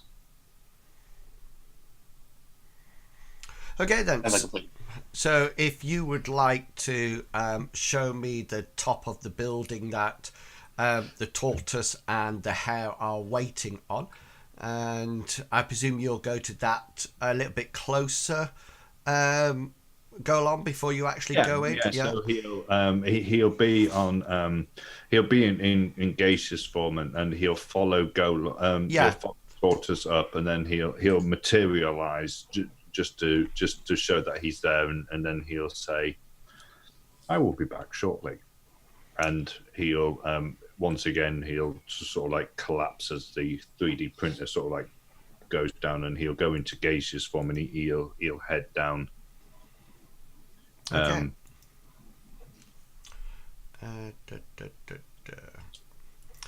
Is there a way for me to turn off? Oh, guys, can go along. I'm sorry. Hare and Tortoise, can you mute me in Zoom? So if you go up to my thing, there should be a mute. So hopefully you can't hear me now. Am I muted on yours, Longshanks? Because I don't have a little sign coming up. I have a sign coming from Mr. Pickles. I think deciding Mr. Pickles means that his mic's muted. Oh, right, I got you. Okay, then. So, so you set off and you sort of like travel in vaporous form to the ship. And as I've previously mentioned, it's tilted over to one side. You sort of like quickly scan the area. Can you just roll a perception for me, please? Yeah, just so you know that when I'm in my gaseous form, I don't have any senses of smell, touch, or taste. Yeah, cool. Purely sight that I have. Yeah, so you can see that there's definitely two entrances into the middle of the husk, into the boat. There's like a top entrance, like a porthole up at the top. And that seems to have it's open, and seems to be a ladder going down, and there appears to be like a ramp going up the side of the ship, that comes to like almost like a cargo bay entrance. It doesn't go right the way up to the deck, it goes to like a cargo bay entrance. You also notice that as you come sort of like roundabout, there's about 20 motorcycles all sort of like parked around the husk, quite in an orderly form. Yeah. Are there as far as 50-second hundreds go? Are there any sort of like milling about? Are there any guards posted? The door at the front to the compound is shut, but there seems to be nobody out roundabout or anything like that at all. You do notice that a couple of the motorbikes have been knocked over, which looks a bit strange.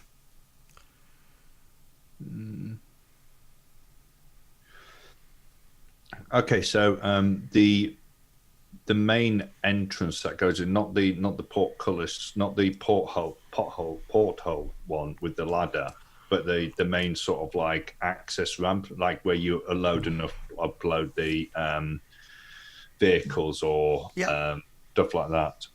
That's where I want to. That's where I want to go up through.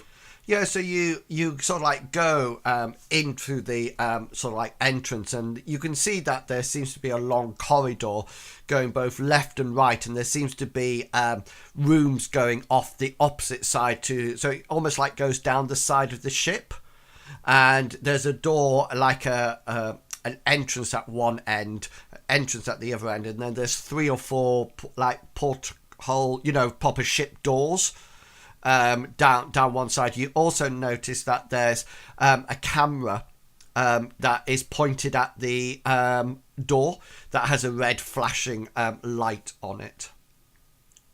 Okay, so I want to. What don't you get again? So I only have perception.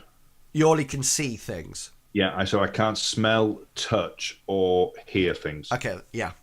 So if there was a big gun battle going on in one of the rooms, I would have no idea. So you just see this red light flashing. So can I head to this in gaseous form and merge with it and go ghost into the machine, and then follow it back into where the control room is? And access any of the cameras that are in the control room is one of the doors on the opposite side of the corridor, and you sort of like move your way through the wires and sort of like come out, and you can see that there's almost like 6 or 7 screens that's recording various areas there. It seems to be quite old but operable. Okay, so looking at the current footage of the live feeds, is there anyone that shows anyone that has 50-second hundreds in, or anyone that shows Harriet in a room? Yes. it seems that the in one room there seems to be 2, 3, 4, 5 50-second 100 people hacking and shooting. You can see that they're firing guns. Of course, you can't hear it in your form. And so you can see them firing guns, and they seem to be hacking away at each other. It looks like some kind of communal room, because there's a television with the local football match on in one place. You can also see in another room, there seems to be 2 rather nervous looking 50-second 100 gang members. They seem to be in a room that is absolutely full of shotguns and ammunition and everything like that. And you can see in another room there seems to be some people, 50-second 100 people who seem to be dead in beds. They look like they've got sort of like huge gaping wounds in them, and there's a lot of blood on the floor. And then in another room, you can, which is quite big, you can see Harriet. Definitely Harriet. She seems to be tied up in a cage, so her hands are bound and tied to a bar. And there's do you have a streetwise skill?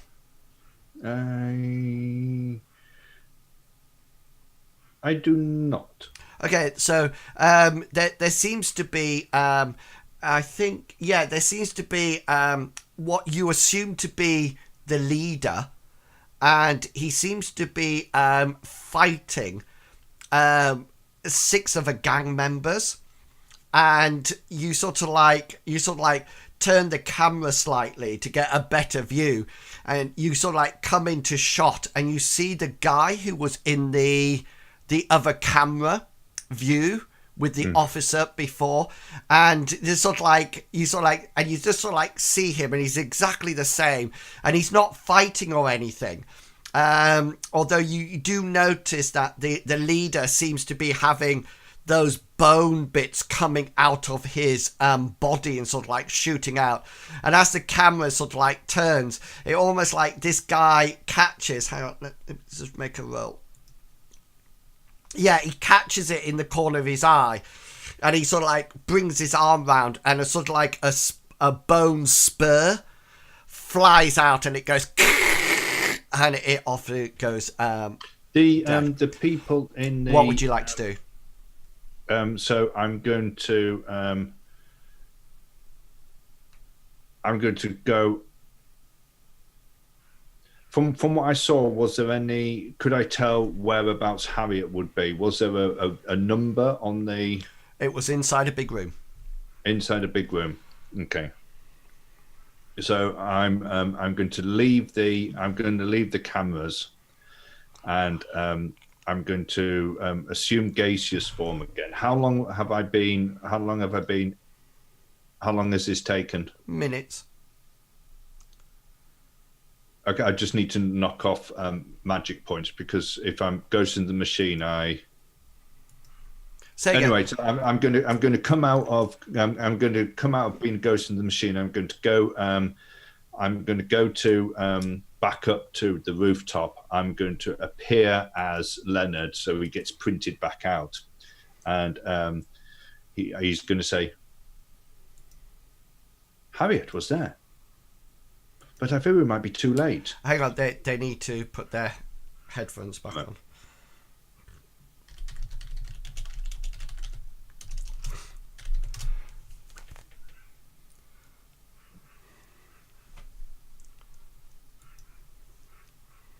Are you all back?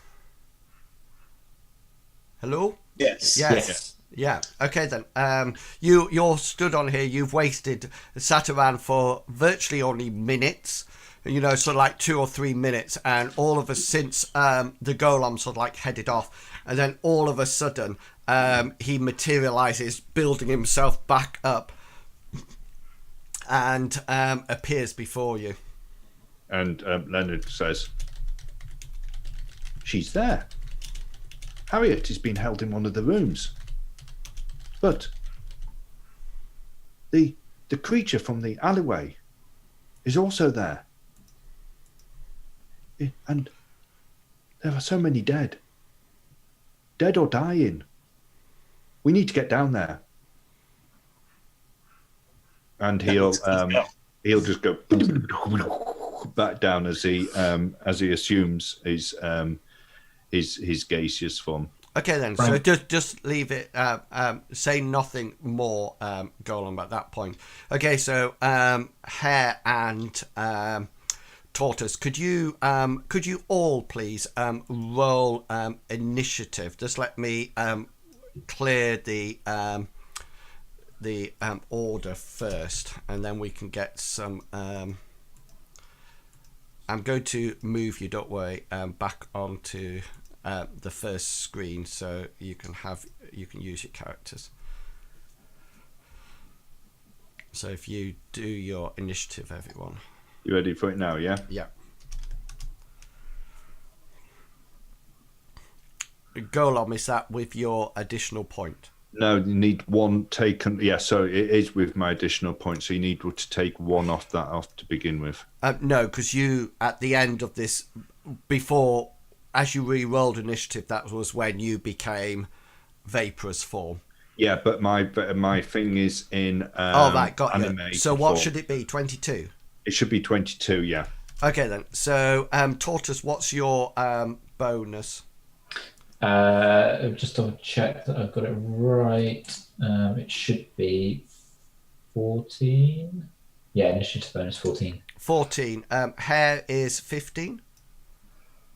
Yes. Yeah, and 15 in this form, 16 when I go into Golem form. Yeah. Yeah, so Hare, you are up first. I'm just going to now move us back to the tactical map. And the plan that we had established was that I was getting flown in by the tortoise. Yes. If you still want to do that, then yes. Yeah. Sorry, I was trying to get you to react in initiative order. Hare is So let's say then that Hare, you just wait around for Tortoise's go, and then he can fly you in on his 22. So Golem, you'll go next. You'll go just first. So you know, when you put us onto the new map, we lost the order on the turn order printout. On ours, I don't know whether or not you still have it. Can you? I do. Yeah. Can you not? That's all right then. It's not important to me. It's just that we don't see. Yeah. Well, can you not just open it again on this map? Oh, how do I open it? Just go to like the clock. Clock. And just above the dice. Do you have that one? No, we don't have that. We just have all snapping and stuff like that. All right. Can you see it now? I can see it, but we just don't have anybody in it. All right. So everybody's in it. So it's Hare, Golem, then Tortoise. Okay, then. So Golem, you're up. So Golem is as fast as his flight, which he can do. He's going to head back down to the ship, and his plan is to start going underneath each one of the doors. Yeah, so there's okay then. So we'll leave that there for the time being. So Tortoise, you pick up your sister and you fly towards the Husk. What's the plan once you get there? Well, ideally get to. We don't know where she is in the building at the moment, so fly to probably a door on a door or a window that's big enough to get through. There's a room. So I don't know if it's something on the roof and then a stair. So roll your perception roll. Where's perception? There it is. Yeah, so you notice there's two entrances. One, there's a ramp that goes up the side of the ship and then goes into what appears to be a cargo bay.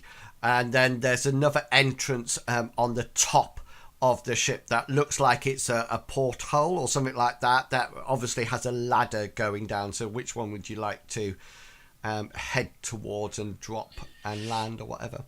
Hopefully not drop the hair. No, not drop. Probably the cargo hold. The big door on this side. Yep. Yeah, he'll go towards the biggest door that he sees. Okay then. So you both sort of like land there, and I'm just going to send you something in Discord. Hang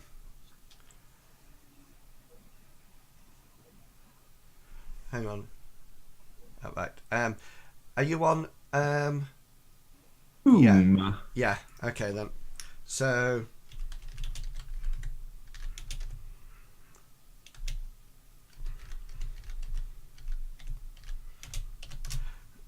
So the number 1 is the one at one end, and the 6 is at the other end. Does that make sense? Mm-hmm. So you can tell me which door you want. One is closest to the hatch. So the entrance. Yeah. Okay. So what I'm trying to get over is that the tortoise and the hare are coming to this situation blind. Right. Okay. So what I didn't want to do is sort of like, where the layout, so you know where the main one is, and then I gave you a description, so all I'm saying is that, hang on, I'll type it out.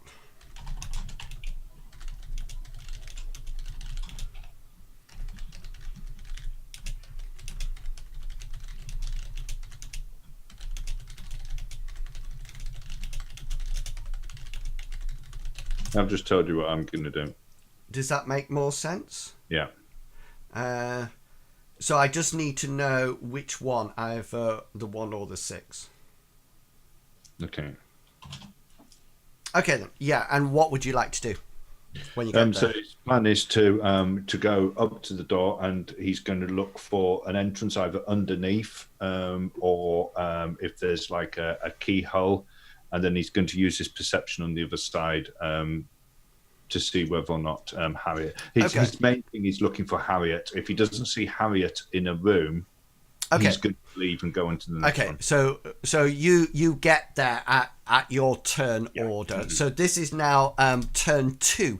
So Hare, you are up. So Tortoise has landed you at the cargo entrance. Just to let you know that when you came in, you saw about 20 bikes down in the courtyard. The doors to the outside, the corrugated iron doors were shut, and there was a couple of bikes, 3 or 4 of them, that were knocked over, which all the others are sort of like in neat rows.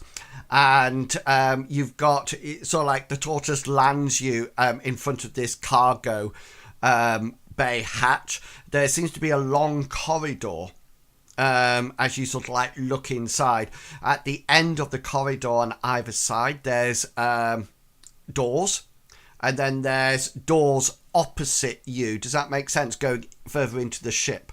The other thing, that they're like proper ship doors, so they're sort of like almost like oval shapes with those wheels on that that you turn around. You do also notice that there's a camera that is facing the cargo entrance that is flashing a red light on top. Can you make a perception roll for me, please, Hare? Absolutely. And Tortoise can make this as well. Yeah, the tortoise, you just hear the sort of like, yeah, you just sort of like, you're still sort of like coming down with the anti-magnetic, anti-gravity pulse, but Hare, you hear the sound of gunfire and gunshots and screams, and it sounds as if there's a proper battle going on here. Would I be able to ready my quarterstaff then? Yeah, that could be your action. That would be absolutely fine. Okay then. So your first action, people, were all movement actions, just so you know. So make sure that that's taken off. So go long. You go underneath, and you're in the one, you can definitely see Harriet, and you can also see that the almost like the boss guy is busy laying into these gangers exactly what you saw before. That would take a movement action for you to get in and observe what happened.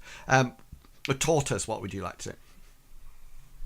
So once Tortoise has landed, he wants to. He can only walk 5 meters, so he's going to walk 5 meters forwards. We don't play ranges. Okay, that's fine. Well, he's gonna walk forwards to. Did you say that there's sort of like he'll walk to one of the big doors with the thing, the big turny handle to get into.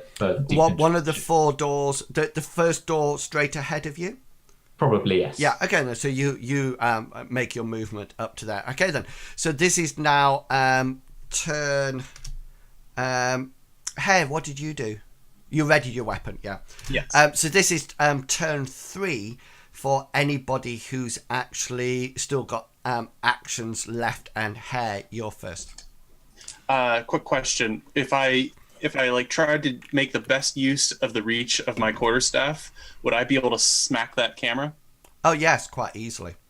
Okay, then that's my goal, but I know I can't do that in one action. I don't think I'm not going to spend my power points. It's just like a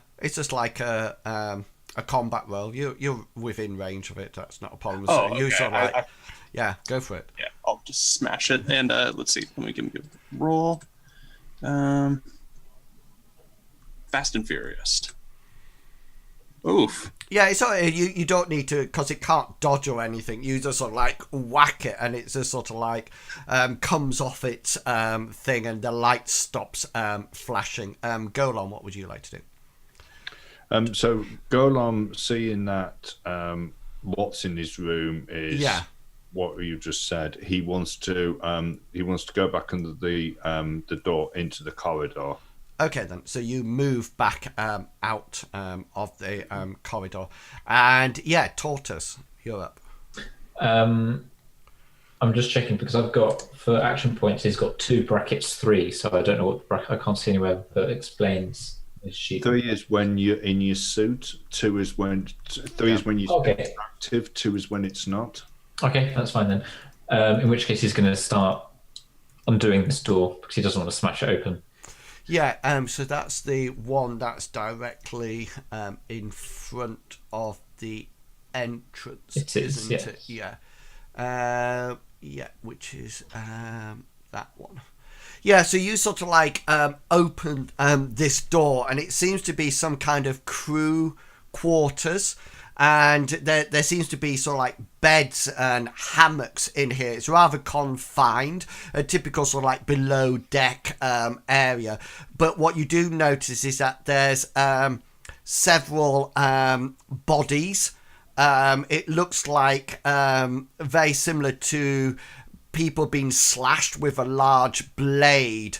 Or something, and as you sort of like pull the door open and gaze onto this, you notice that there's a 50-second ganger, and he's just sort of like whacked what appears to be some kind of machete into the body of another gang member, and you can see from the blood splatter that this isn't the first time that he's actually done it. And as he does it, the door sort of like flies open, and he sort of like turns around, and you can see that he's got sort of like wild eyes, and there's blood splatter all off his face, and you know he's barely holding on to this machete, and he seems to have a huge amount of perspiration on him. And I think that's the end of combat round 1. Yeah, so we'll go on to 2. And so this is round 2. I just need to make a roll at this point, so please just bear with, because I need to get my gangers onto the combat sheet. But that one, if I can find them, I think it's 12, 13, 19. Okay then, here we go. gangers, and they're coming on. So they're all going to go on 19. So this is combat round 2, turn 1. So what's the order now? Sorry. Exactly the same. It's hare, golem, tortoise, and then the gangers. Unless you modify yourself, and in which case that would change. Okay. Yeah, because you're still in Mythras form at the moment. So yeah, so Hare, you sort of like whack this camera. You notice that the tortoise opens this door, and he's sort of like in the doorway, so you're not too sure what's going on in there at the moment. And you can see this long corridor. What would you like to do? I will move to behind the tortoise, then look in after him. Okay then, so just roll for me your perception. Can do. Ooh, formidable. Yeah, so you can see the scene that as previous described. Okay, Golem, what would you like to do? So Golem on the other side is going to materialize into his Leonard form. Okay, cool. And as he comes up, as he brings his t-shirt has an arrow pointing to his left as he's looking down the corridor back down towards the other two, and it's printed on "She's in here." Yeah. Okay then. So you materialize. Tortoise, you won't be able to see this. You're looking into the room with this mad ganger. What would you like to do on 22? He seems to have leather jacket on, biker boots, and he's wielding a blood-stained machete. He's going to level his arm and he's going to shoot out with his gravitonic blaster. Okay then, yeah. So just roll your attack roll for me. There you go. Yeah. So my guy will try to try to evade it as you shoot it before his evade is 42. Yeah, he sort of like tries to jump out the way, but as he goes, you sort of like blast it. So you'll have a special hit location damage. So special will be stun location. Okay. And actually, hang on, let's just double check. What does it say? It says, so I've got concussive gravity blast with bash and stun location, so it's one or the other, that's fine. So yeah, stun location, you want to roll 20.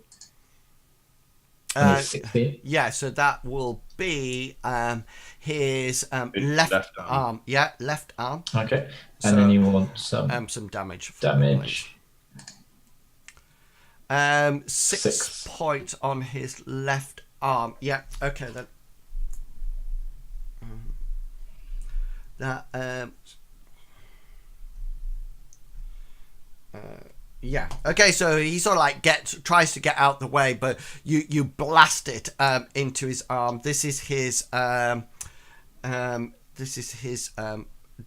endurance check. His endurance is 67.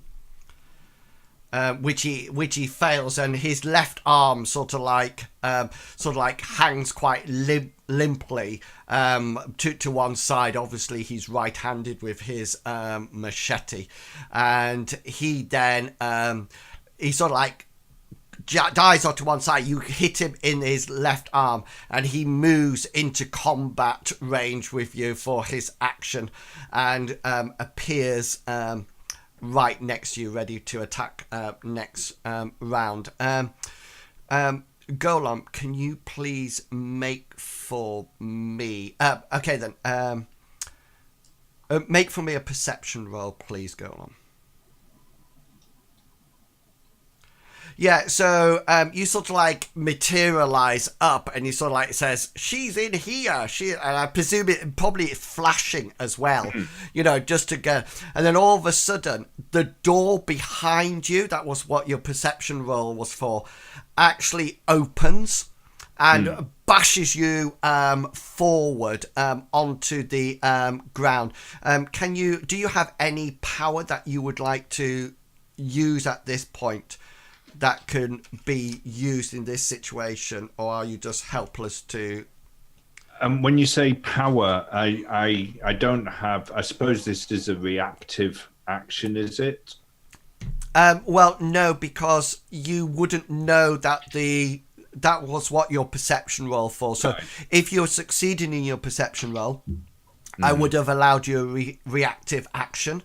But I'm just checking that you haven't got any personal combat sense or anything like that. No. Yeah, no. so the door sort of like whacks open and sort of like forces you to a prone position on the floor, and you sort of like fall down and you sort of like take a look around you, and here you can see this as well, and you can see that it's the boss guy that was butchering his fellow gang members there. Here, just roll. Is this the same one where who do you call it? Harriet was? Is that the Yes, door yeah, open? yeah. That's the door that opened, the one that you materialized out the front. Here, just make a streetwise check for me, please. And do? Yeah, so you recognise this as Carver. Right. He's the leader of the 50 Seconders. He's very blood splattered. He seems to have a machete in one hand and what appears to be a shotgun in the other as he comes through on the 19, and that's the end of round two, turn 2. 1, sorry, so this is turn 2 of round 2, and Hare, you're up first. I would like to use my power, if I may, and I'm imagining this correctly, the rabbit run to do the charge attack. Yeah. Do that again? Okay, then. So just to let you know, I'm going to say that this is going to be hard because the golem is actually in the way. Because the golem's been knocked down on the floor, he's still in his human form, and you're going to have to get over him. So rather than a standard roll, it will be a hard roll, unless you want to just stand on him, which I don't think you would do. Would I be able to use my professional skill of acrobatics to help me out in this case? Okay, then, so you can augment your roll with that, yes. So what's your acrobatics? 66. 66, so that will be 14 points, won't it? Yeah. And I'm adding that to my attack roll, or Your attack roll, yeah. okay. In that case, here is my rabbit run.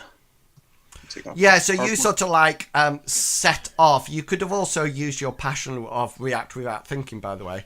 That you could have also added onto that, which would be really good. And you sort of like, as you get close, you see the golem on the floor in his Leonard state. And you probably sort of like almost like wall run a bit, maybe putting your staff on the ground to sort of like run up the side of the wall, but then using it to sort of like pivot round to actually hit Carver. Golem, you just all of a sudden feel this breeze, and then this pole lands on the floor somewhere. Where would you like? It doesn't land on you. Where would it like it to land? Me? Yeah. In between my legs. Yeah, so all of a sudden there's something like that. And yeah, so you flip round. Hang on just 1 second, because I have an unarmed combat roll to do this. This will be hard for him, by the way, because of your speed. But his unarmed is 70. Hard roll is what's a hard roll? I don't. Hang on, I've got it here. Hard roll, reduce the skill by 1/3. So it's 70. So yeah, so it's going to be roughly 20 odd, isn't it? It's going to be so, or actually, what I need 1/3 of 70 which is going to be what, 20 odd? 70 divided by 3, 23. So 70 take away 23, 47. Yeah, so he doesn't make it, doesn't he? No. Yeah. So he tries to parry the blow as you come out, but this your sheer, he's not expecting the wall run at that present moment in time. So he almost like goes to parry you exactly where you are. So you will have special hit location and damage. The special that I'd like to do, if I can, is choose location, shotgun arm. Okay, yeah. And he, well, I guess then I wouldn't roll a d20. Yeah, correct. I just need damage. Drop the gun. 7 points of damage into his right arm. Yeah. Okay, thank you. Yeah.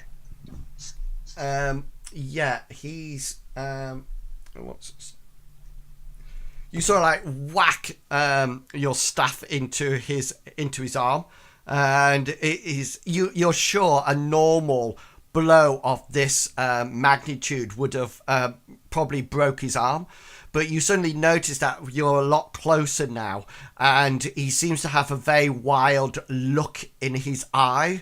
And he sort of like seemed to be, you can see that in places there's bits of bone spur started to break the skin. And so just like you saw the officer in I forget what the Morton Alley beforehand. Leonard, you're up. So you're on the floor, yeah. Yeah, he's not going to bother. What he is going to get up, but he's just going to animate into the metal. Nice, yeah. So the wall, maybe part of the door frame. Yeah. Probably got this twirly thing on his chest or on his back as he just pulls the metal from him. Yeah. And animates into that. So just to let you know, the order now towards the door is probably you, Hair, Carver. Me. So I'm at the back. Yeah, because as he opened the door, you would have fallen forward. The hair's gone past you to do the attack. So Carver's in the doorway, then the hair's in front, then you. You can still attack because it takes a turn to manifest, doesn't it? Yeah. So this is going to be my manifest. Yeah. The only thing that I need to know, the metal, is it hard or soft? Hard. Yeah. Okay. So yeah, brilliant. Okay, then so you manifest, and there's sort of like this clatter and this clunk as parts of the floor and parts of you sort of like got a bit of a porthole on you and everything, and you probably got the porthole from the side of the ship as almost like a face mask, on. So you're looking out. Tortoise, we're down to you. Muted. Or dead.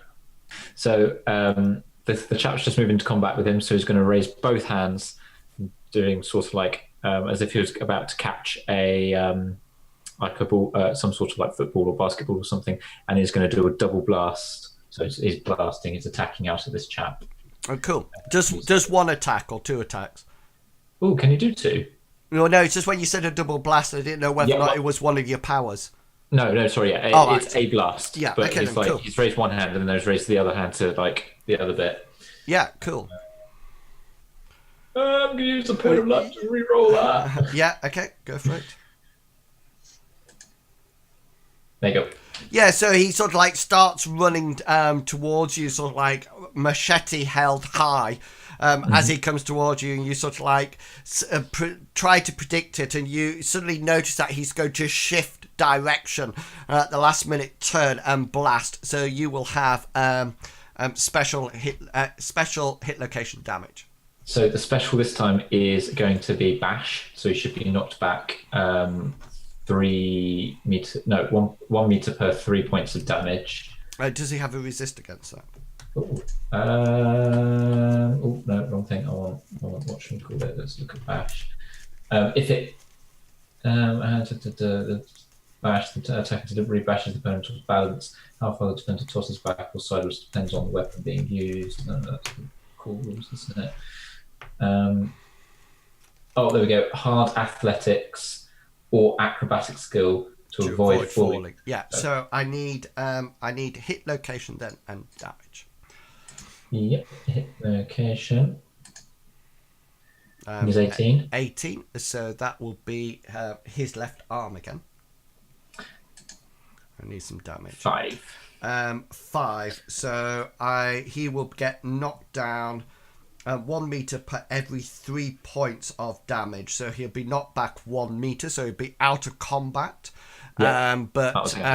And then he just needs to roll a hard athletics or acrobatics. Yeah, he has athletics as a standard skill, so his skill is 58, which he fails. So he's now prone on the ground. So he's 1 meter away and prone on the ground.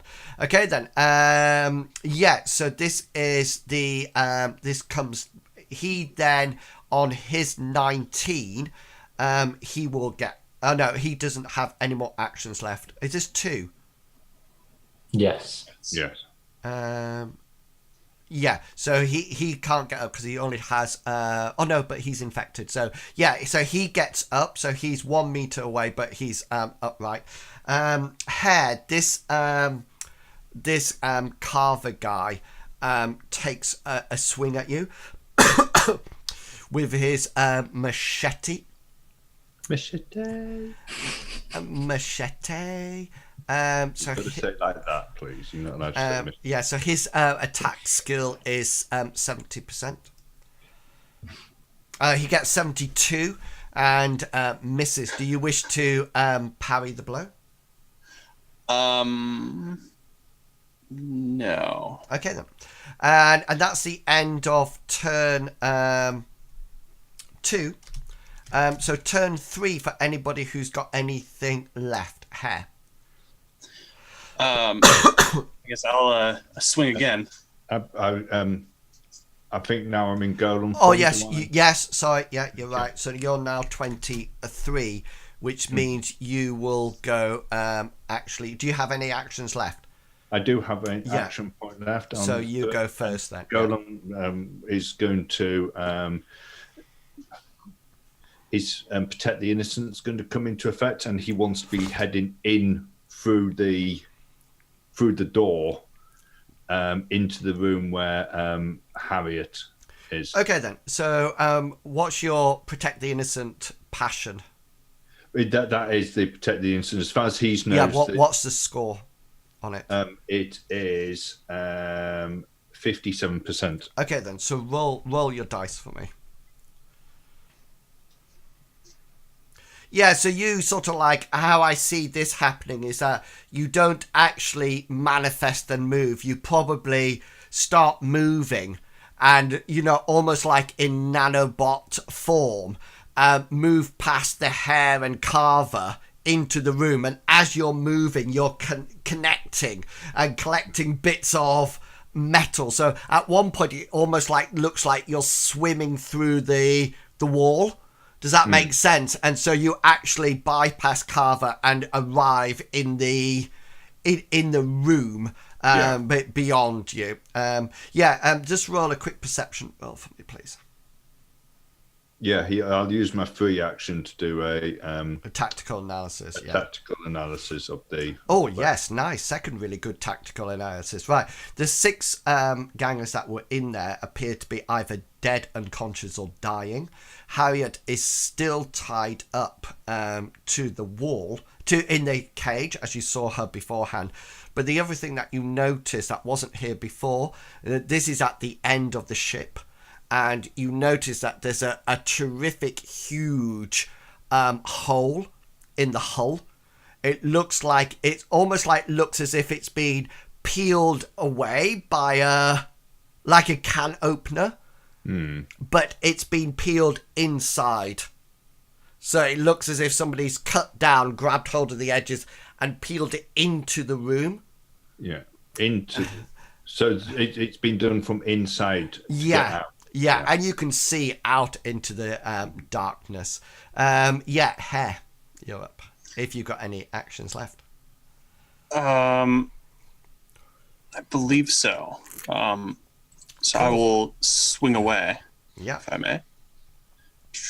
Patow. No. No. So you swing and you miss, but I also have 3 actions points. So I am going to try to parry the blow with my machete. His skill is 70. What, sorry? Say again, sorry? Machete. Machete. Okay. There we go. Yeah, so he actually manages to parry your attack. So he will have a defensive special against you. And he can't critical it. But what he's going to do is he's going to he sort of like he swings his as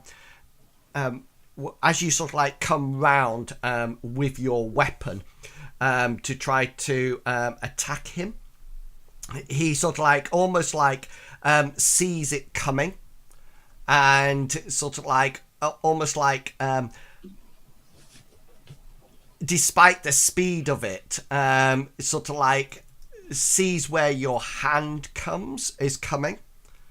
And I think disarm is just a defensive. I don't think you have to critical.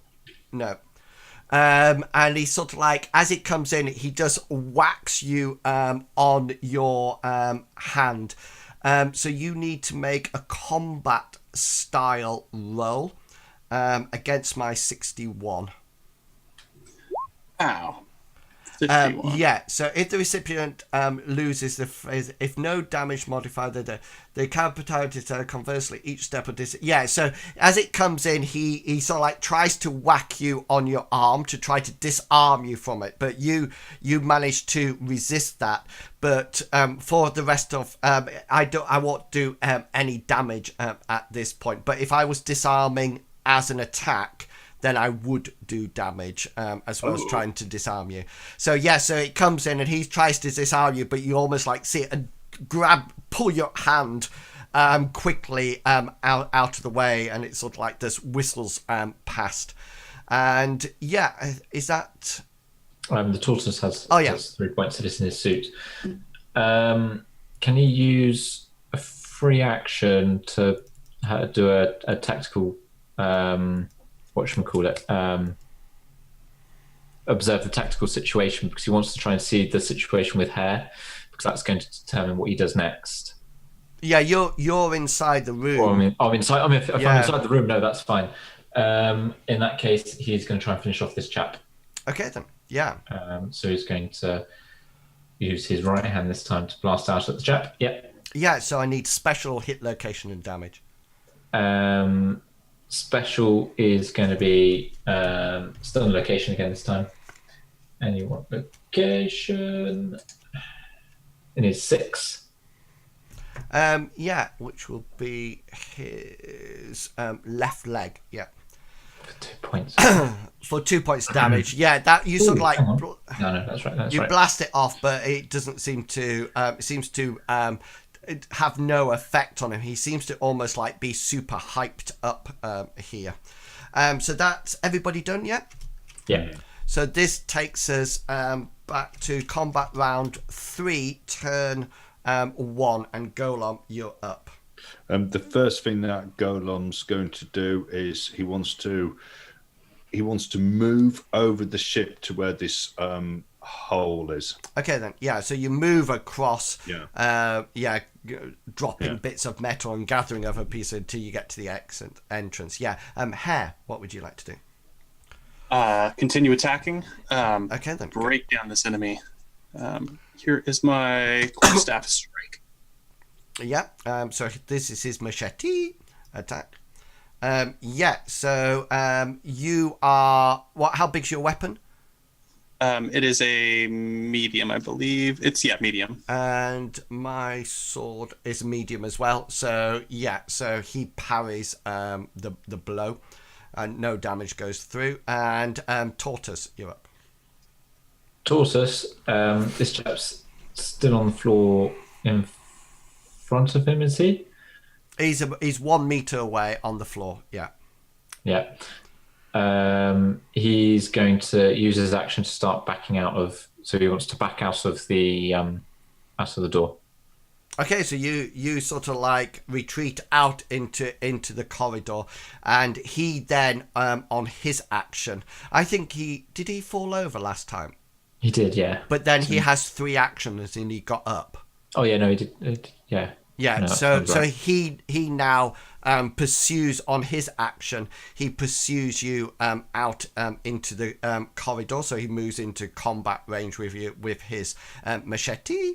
Okay then, and Hare, you're in combat with Carver, who takes a swing at you with his 70% and gets a 41. Could I parry? Yeah, by all means. Oh, yeah. Here's some pear bears. And you fail, I think. Could I use a point of luck to... would that be better to reroll it there? Well, you get 29, which would be a standard. You would pass with a 29. Yeah, I guess I'll just do that then. I'll spend. Yeah, so he sort of like swings his weapon, and you manage to get your staff up and sort of like parry it. And yeah, and that's the end of combat round turn 1. So we're going into combat turn 2. Golem, you're up. Okay, so Golem wants to reach out to where this hole is. I don't know how is it big enough so that he can put his a hand. It's massive. The other thing that you saw in the room would have got out of this hole. Okay, so he's going to try to put his hand close to the hole, and he's got a special power that allows him to come into contact with the same material and actually heal it.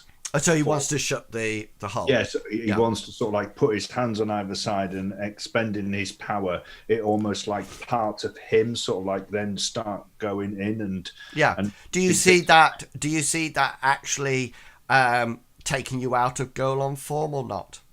I don't see it taking me out of Golem form, but I probably take. Is this when you said that it takes parts of you? Yeah, but I had the thing of, you know, it was sort of like I was taking other bits from it, sort of like bits were coming off and going up into his legs and then sort of like coming out into the... Okay then, yeah. So you sort of like, you keep in form and then you just sort of like heal up this hole. Yeah, so that's going to take your action. So it does, I can heal it for 1d6 hit points. Yeah, so roll your d6. Hare, yeah, what are you doing? Final action to swing as hard as I can. Okay, yeah, go for it. Pow! Yeah, Beat my 8. And he will use his. This is just a differential roll. So you've got a crit. So if I get to crit as well, then we're equal, and no damage will be done. But if I get a standard, you've got 1 level of success higher than me, so you will have won and gained it. So I must get a critical. In order to so I miss my parry. So you've actually got 2 crits, two specials, hit location and damage. I'm gonna have to go with my classic. I'm just swinging as hard as I can, so max damage and stun location. Okay then. I'm hurt at the 16. 16 is his left arm, the same one that had his the gun in. Max damage is 8. 8. 8. Yeah. Okay then.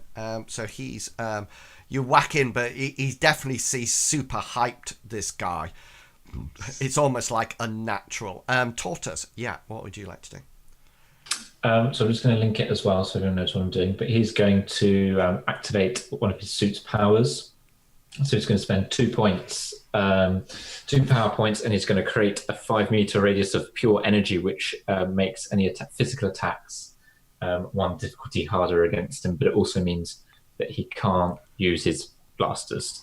Okay, so so you activate that just as the ganger comes in with his his second action point. So his unarmored attack, his machete is 70%, exactly the same. So he hits.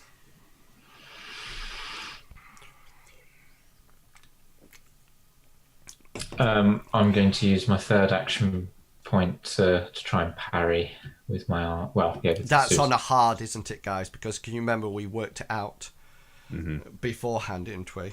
I'll just check. 47. Yeah. It's the hard, and he got 46. So you're parrying it. Yeah. So he's there's sort of like the hammer comes round. You manage to fend off the blow there. So so that's that is Carver's turn now, isn't it? Oh no, we're out. I think we've. Oh yeah. I think we've done blow spending. for blow, and I think we've used up 3, and so that's it. So now we're on to turn combat round 3 still, turn 3, and I think the only people who've got anything left is the golem and my ganger that's in front of the tortoise. Okay, so the golem started to try to mend this rift in the. Yeah, you did a little bit of healing last time. There's sort of like 1 point, so chances are he's going to have to spend another round to do some more. Yeah, and that sort of like seals it up, and you can hear Harriet freaking out at the back. And then just to finish off this combat round, the ganger in front of you, Tortoise, has a swing with his 70%, gets 21. You don't have any actions left, I don't think. No. No actions. So the first thing he's going to do, he's going to use his special. And what he does with his machete, he scars you. So across your breastplate of your tortoise is a scar foe's a little bit like Zorro. So I can target is given a scar that will disfigure the target for the rest of his or her life. Example, a slice across the face or an artfully inscribed letter across the chest. A symbol. Well, he does a letter. He's on like he does 1 flight up, 1 down the other way, and across. And across your tortoise's shell now, you have a letter A inscribed onto it, and then he has his hit location and damage. So this is coming into your 4. 4 is my left leg, I think. Okay. Let me just check. It's not on that sheet. Yeah, left leg. And this is 6 plus a 4, 8 points of damage. Just double checking something. Do you want to know? I was trying to get that one off on you, hair, because it would have gone on your cheek. At the start, I thought it would be for that you got this thing. Yeah. I'm assuming normal rules apply. So, are you still in positive hit points? No, I am. I was just double checking something. So one of the powers he's got, I don't know if I'd need a thing to activate it. It doesn't say. So it says if a limb is targeted by an attack, spend 2 power points. Oh, as a reaction. Okay, no, that's fine. Let me do all of it. So it was. Sorry, 8 points. It's 8 points of damage total. So how much armor do you have there? So 5 armor. So it'll take 3 points off what's beneath. So that's at 0. Is that 0? Okay, Yeah. then. So in which case you need to make an endurance check against my initial thing of 21. Yeah, so you're absolutely fine with that, but you're caught off guard now because you've got a serious wound in that location. So your limb is still it can be used, but you actually now can only defend 1d3 for the next 3 turns. That's fine. Okay, that's the end of that round. So we go into round 4, and we're back to you, Golem. So the hole is now Okay, so the sealed, next yeah. thing that Golem wants to do, he wants to move over to where the cage area is. Yeah. Okay, so you move across on your movement. That's brilliant. Hare, what would you like to do? As I'm doing, swinging like a fast and furious hare. Pow! Okay, nice. So this is my 70. Oh yeah, I missed. So you'll have a special hit location and damage. I'm just the luckiest. You are. Special is going to be. So I've just been hitting his left arm over and over. So I feel like I'm not doing as much there. You've got. You've hit his right arm and you've hit his left arm, so to speak. Oh, gotcha. But you could choose a different location if you wish. I was considering that, but I'm not supposed to be thinking so. Stun location. I'm just trying to shut him down on the floor and roll 20 for his 19. So that will be his head. Yeah. Okay then. So I need to know how much damage you do first. 7. 7. No, that's good because that goes through his armor. 8. Snap right in the head. Okay then. So I must make an endurance roll. His endurance is 67. 50. He makes it, but you are higher with your 72. So renders the defender briefly insensible. Yes. What's the actual stun? I just need to see. It's almost like I have this almost like comical vision in my head that he almost like. He sort of like lurches and you quickly step to the side and just go bang on his head. He's sort of like that. If defenders fail the hit location in a blow to their torso causes the defender to stagger, will briefly insensible. If a defender fails, then the hit location and number of turns equal to the damage inflicted. So you did 7. I wonder if that's after armor. I would assume it'd be after armor. But... Yeah, so that'd be. So he's actually number of rounds or turns. Turns. Okay then. So he's out of it for a while. Tortoise, yeah. Hang on, let me just double check as an action. So I can't maintain my field then, can I? If it says to spend 2 power points as an action, and then 1 point to maintain. So the question is, can I maintain this? Well, yeah, because I would see it as a defensive action in any case, because so you can. So he'll maintain that. Spend 1 power point to maintain. Okay. Cool. So Ganger's turn now. So.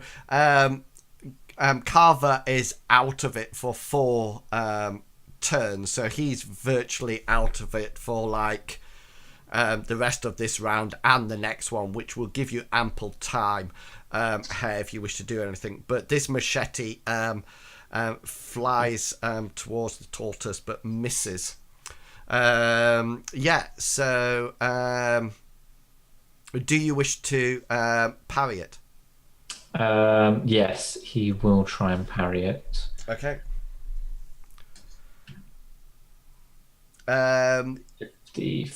Yeah, so you can parry the attack. So you will have a defensive parry, a defensive attack on me. That's critical only. Just want to double check. We'll come back to you. No, that's right. He's going to use. Hang on, I just wanted to double check what it does, but he will use take weapon because he's attacking me with a machete, isn't he? So that's an unarmed one. I've just got to find it now to see what it does.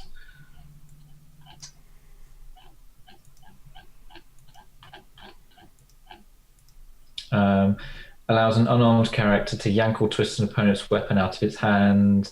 The opponent must make an opposed roll of his combat style against the character's original unarmed roll. Right, so your original roll was 54, yeah?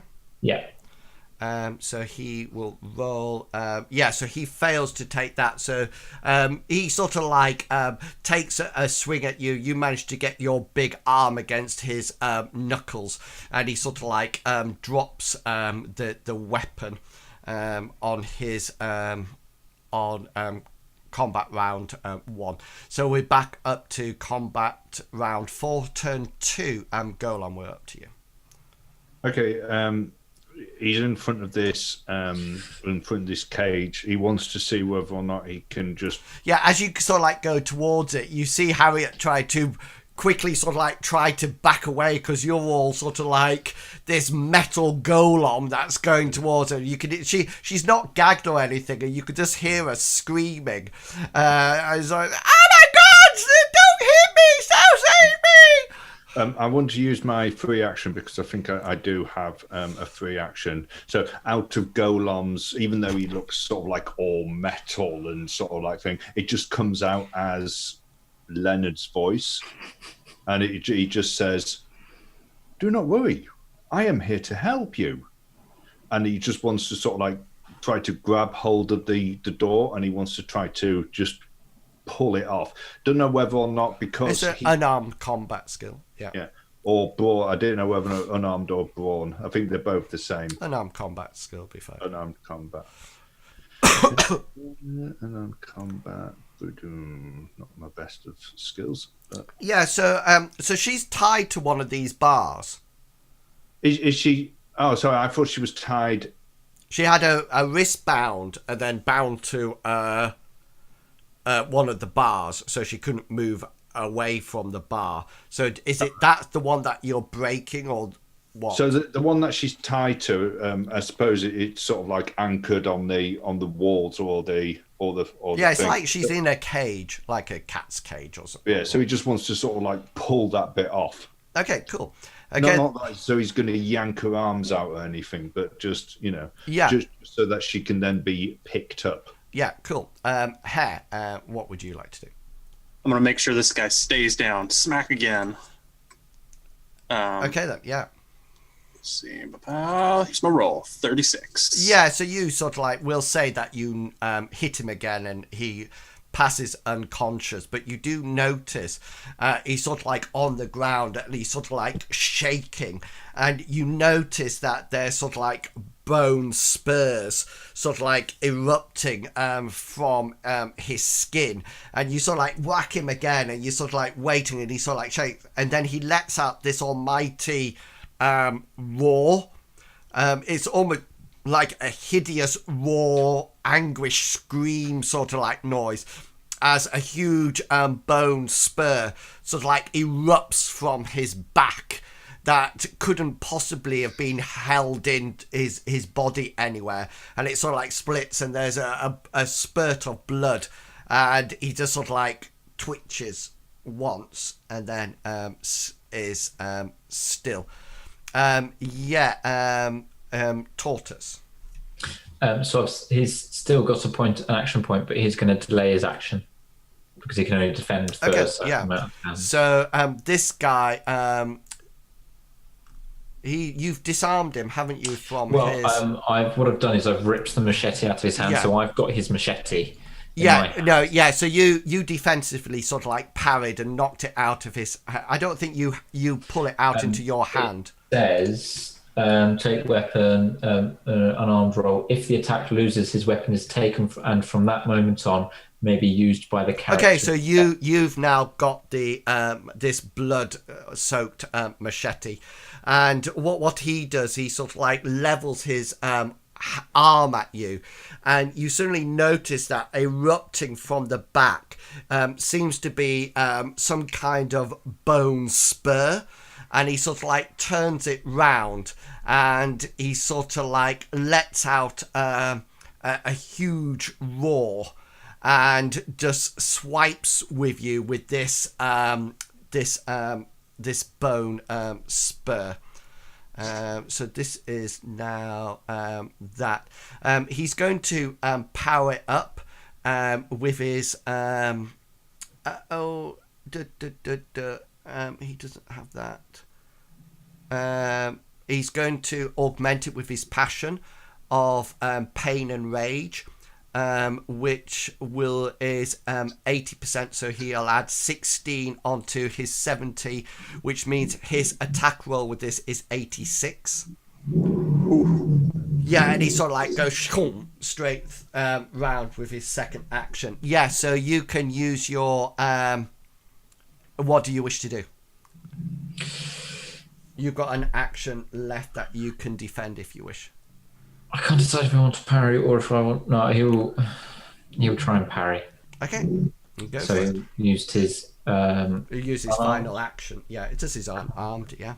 Yeah.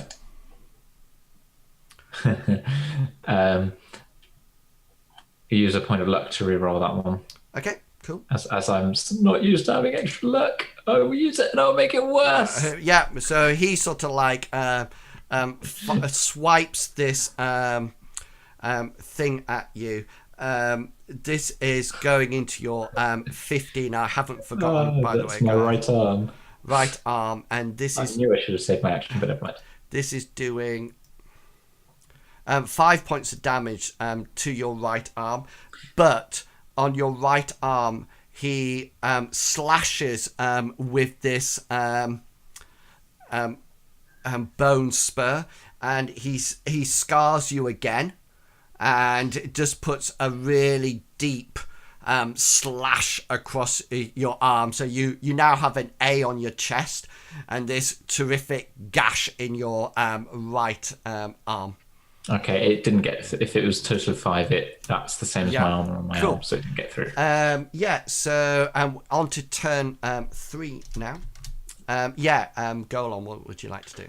The first thing that Golan would like to do is expend a point of luck and try to get some more power points back. Okay, yeah, cool. How much do you roll? I roll 1d4 and add 1 to it. Cool, yeah, go for it. So I've got 3 points 3 back. points back, yeah. Is that classed as an action or? No, luck rolls are just like normal. So he then wants to. Can I now grab Harriet? Yeah, I mean she's free. I mean she's still. She's still tied up. So hang on. I just want to roll her willpower because I know you've said this to her, but you're still in Golan form. So her willpower is 54, and she gets 74. So she's still. She looks almost like hysterical. She looks like those wild women that deserve a slap across the face. You know, don't have time for that. Plus, I'm metal. So my plan is I'm going to grab her and I'm going to start heading back the way that I came. If there's any danger at all, then Golan is going to turn so that his back is okay. So his body as a shield. So Hare is in the doorway. She's just taken down Carver. Okay, so you can quite easily move through her because you're not staying there. So you'll start moving that way. So you will be halfway down that corridor carrying Harriet. So Hare, you see the Golem going past you if you have any actions left. I believe so, because I took him down. I haven't parried at all. Cool. Am I aware of Franklin's situation, Tortoise? So what you can see down the road, you see that the Tortoise is sort of like he's actually holding on. He's actually got one of the Ganger's bloody machetes in his hand. You know, you can see that there's a shimmer around him for his. Is that once per round? It's once per round, so it would have been coming off. Yeah, so you can see that manifested, and you can see that this this Ganger has a bone spur in. Would I be able to use my rapid run charge attack to? Yes, I think you would probably act without thinking. If you didn't say that, I was going to tell you that you did it in any case. I was going to ask him to keep Franklin safe. It might be better. Yeah, that's actually better. It's 4 points higher. Okay then. So roll your to hit roll. So Golom, you sort of like move yourself past the carrying Harriet, and then also you just feel the like that, and Harriet's hair sort of like moves slightly as the hair whizzes past you and finishes the attack on the Ganger. Go for it. Oh man, it's a 90, and if I can use a free action to say, "I'm coming, Frankie." Yeah, go for it. Oh, good job! It was 90. That's all I can say. Okay, yeah, I'm going to. Sorry, if my thing slip, I know I'm being mean, but so all movement is halved. Okay then, so and it's a. Okay then, so you dash. I was if it's still active. No, yeah, and you're right to bring it up. So I was just going to let the heroic action happen, but you sort of use a point of luck? Well, no, because it'll move your reaction would be halved and everything. So you sort of like you don't actually make it. You'll get there at the end of this round. So you'll be in close quarter combat, but that'll be it. You know, so you can't actually make your thing. Sort of like the hair gets there, hits the edge of the 5 meter bubble, and then for her. Okay, so the like Ganger, treacle. The Ganger hits you now with a 10.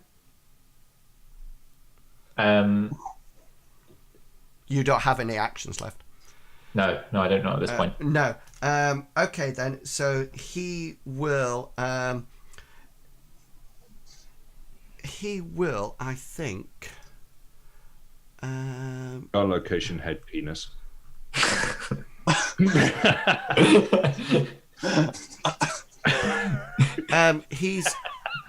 He's going to. What did you say? I didn't even hear what you said. Our location head penis. Oh right, got you. Okay then. He'll try to trip you. So you need to roll. The opponent must make an opposed roll of his brawn, evade, or acrobatics. So you don't have any action points left, so it'll have to be either brawn or acrobatics. Brawn or acrobatics, did you say? Yeah. I don't have acrobatics, so it's brawn then. Which is not my best skill. No, so you fail. So he comes in, and you see the hair. You're sort of like rushing towards to save Frankie, but all of a sudden you hit his defensive screen, and as that happens, you notice that this guy sort of like whacks his spur around a leg actuator or something like that, and sort of like slices some kind of tendon, some electrical cable, and you notice that Frankie falls to the ground, and then this is in your 13. That is my right arm, and this will be 9 points of damage. Oh wait, no, hang on. It's messed up my things. I need to check. So he sort of like slices. You see him sort of like tumble to the ground, and this thing sort of like gets on top of him. Which location was it? 13. His right arm, and he sort of like you see this guy Ganger sort of like thrust his bone spur into sort of like the shoulder joint. And you see the arm, the robotic arm, completely come away. Now, what is because he's got 5 points of armor, and then he's only got 2 HP in that location. So the first thing you need to do is roll. So that would be a serious wound, yeah. Yeah. So the first thing you need to roll is your endurance. 2. He's an amputee. He hasn't got any arms or legs. Yeah. So sorry, that's it's just a serious wound, isn't it? So it's hang on. I've lost. What was it? 9. So he's lost 2. So he's on -2. -2, and what was the original hit points? He's only got 2 HP in that location. No, what was the? He only has 2 on his on his arms. Yeah. Cool. So what you see is that the bone spur goes right through the sort of like the wiring, and it sort of like disconnects the sort of like all the mechanisms and things like that, and that arm is completely and utterly useless. And now, is that everybody done on that round now? Yeah. So this is round 5, turn 1. Golem, you can probably get out now with Harriet. That won't be a problem. Okay. Is that so? You go out the normal exit. Yeah. Hare, you're now in. You're next door to Frank. Frankie's on the floor. His arm looks like it's out of action, and this hideous ganger member is just like whacked this bone spur into his shoulder. Is the field still up now or not? If it's the beginning of a new turn, no. It's the beginning of a new round. Yeah. So I haven't had a chance to renew it yet. So that's an action. So it's down. Well, regardless of whether it's up or down, I'm going to be swinging as hard as I can. I just want to know if my rage against the damage inflicted upon my brother is enough to give me my passion still. Most definitely, yeah. Cool. I don't know why I took that out of there. And here is pain. Yeah, so you quite easily sort of like whack this guy, and he seems to be almost like totally enthralled at sort of like finishing off your brother, and he sort of like almost like physically stood on his chest, sort of like holding his head down, and has this spur up again, ready to sort of like fight a helpless opponent with an automatic hit. And you come round and just sort of like whack him, so you'll have your special. Choose location, bone spur that's hitting brother. Okay then. If I may. And here's my damage. 6.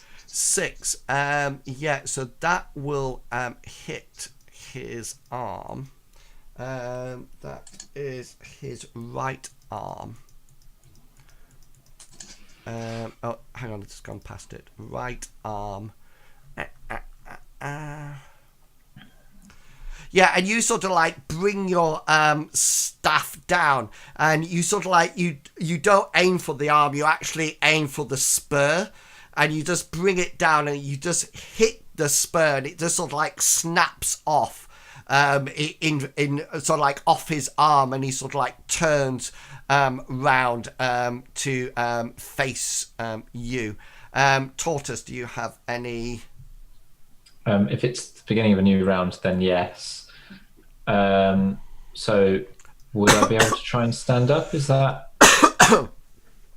Am I able to do that, or am I not? I'm going to say that you're going to have to roll a brawn roll in order to do that, which is going to be hard for you because you're a lot of you're one arm down, so to speak. Yeah. So. Nope, I stay down. Yeah, I tried to get up and it doesn't quite work. Yeah, and then we're and the ganger then moves to you, Hare. So he engages you in close combat round on his turn. Okay, so that's his turn done. So this is combat turn 2 now of round 5. Gollum, is there anything you would like to do? Yeah, so Gollum's main thing is getting Harriet to safety. His main problem is at the moment is that because he's hard metal, the power drain was immense when he actually took the form. So I've only got sort of like 2 power points left. So chances are I'm going to have to expend another luck point to give me more. So I'm going to do that, and I'm going to look for the safest way to take her out. I want to basically get her back to civilization, try to get her back to towards the police or something like that. Yeah, got you. Yeah. So I'm going to have to I'm going to expend another luck point. Yeah. Giving me 4 more power points back, so that's going to give me 6 more rounds that I can. Yeah. Okay. And within that time, you will say that you can safely get her to take us to safety at that. So, Hare, we're up with you.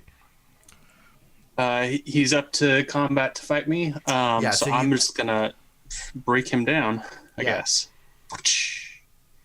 Could I use my last point of luck to reroll?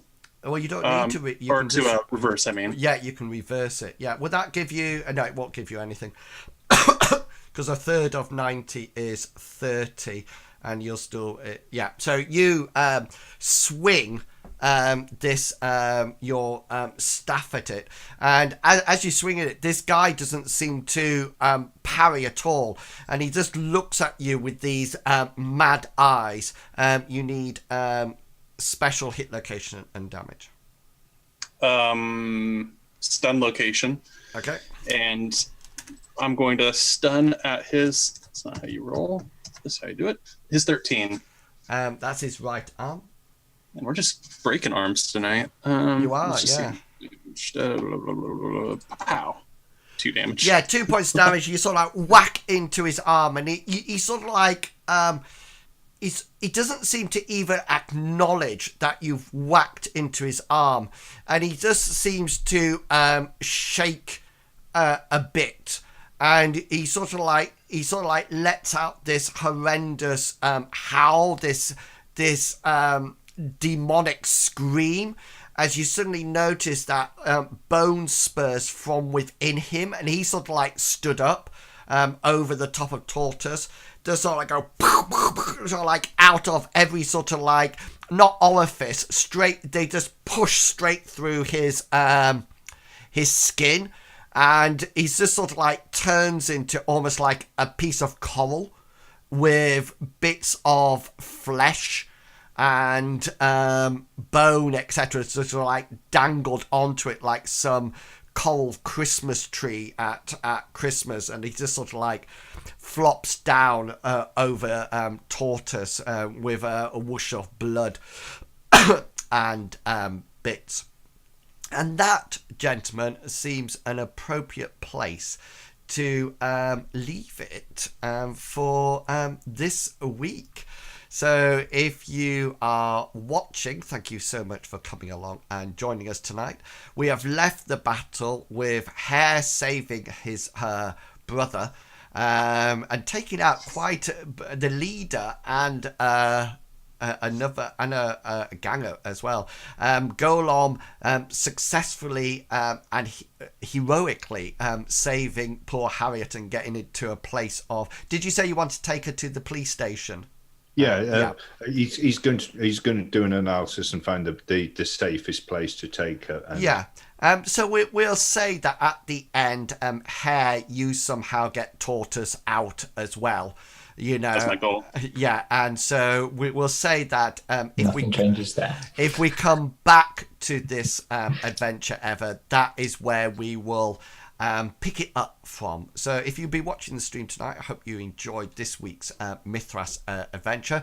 Rather than a fantasy setting, we've been donning the lycra and enjoying a bit of superheroes. Next week, unless anything changes, we'll be back in the fantasy setting, and so do come along and see and enjoy the role playing and the rule set. If you are interested in playing Mythras, then please do go along to my YouTube channel, which I will put the link in the chat now, and there's a series of videos there saying how the rule set works. And if you're interested in playing, then by all means, drop me a line at any time. Okay, and apart from that, we will leave Gemini City and head back to the safety of Odess next week. So I hope you've enjoyed it, and I hope you have enjoyed both the role-playing and the descriptive narrative that has accompanied it. And we will see. Does anybody have any announcements? Are you going to be a bully again, Mr. Pickles? Oh no, not anymore. That was too harsh for me. Far too harsh. All I saw was that chubby guy walking around with his flies undone. He just seemed to be absolutely everywhere. You know. That's all. Does it have a wedgie count? Well, I must go for it, Mr. Pickles. I did give quite a few wedgies. Yeah, not to that kid though. You put quite a few people in bins as well. Yeah, that's a good method of cleaning up the trash, is because people wouldn't hop out of the bin; they just sitting there after I shoved them in. And he had the most he just arrived and had this dorm room that had filing cabinets and a chemistry set there. It looked like the biggest room on the whole of campus, I think. So anyway, please do come. Does anybody have any announcements at all? No.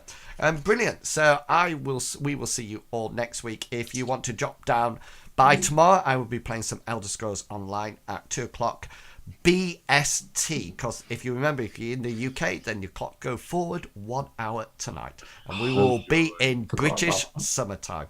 Until then, I'd just like to say to each and every one of you, please remember to be who you are and say what you think, because the people who mind don't matter, and the people who matter don't mind. Have fun, guys, and we will catch you all later.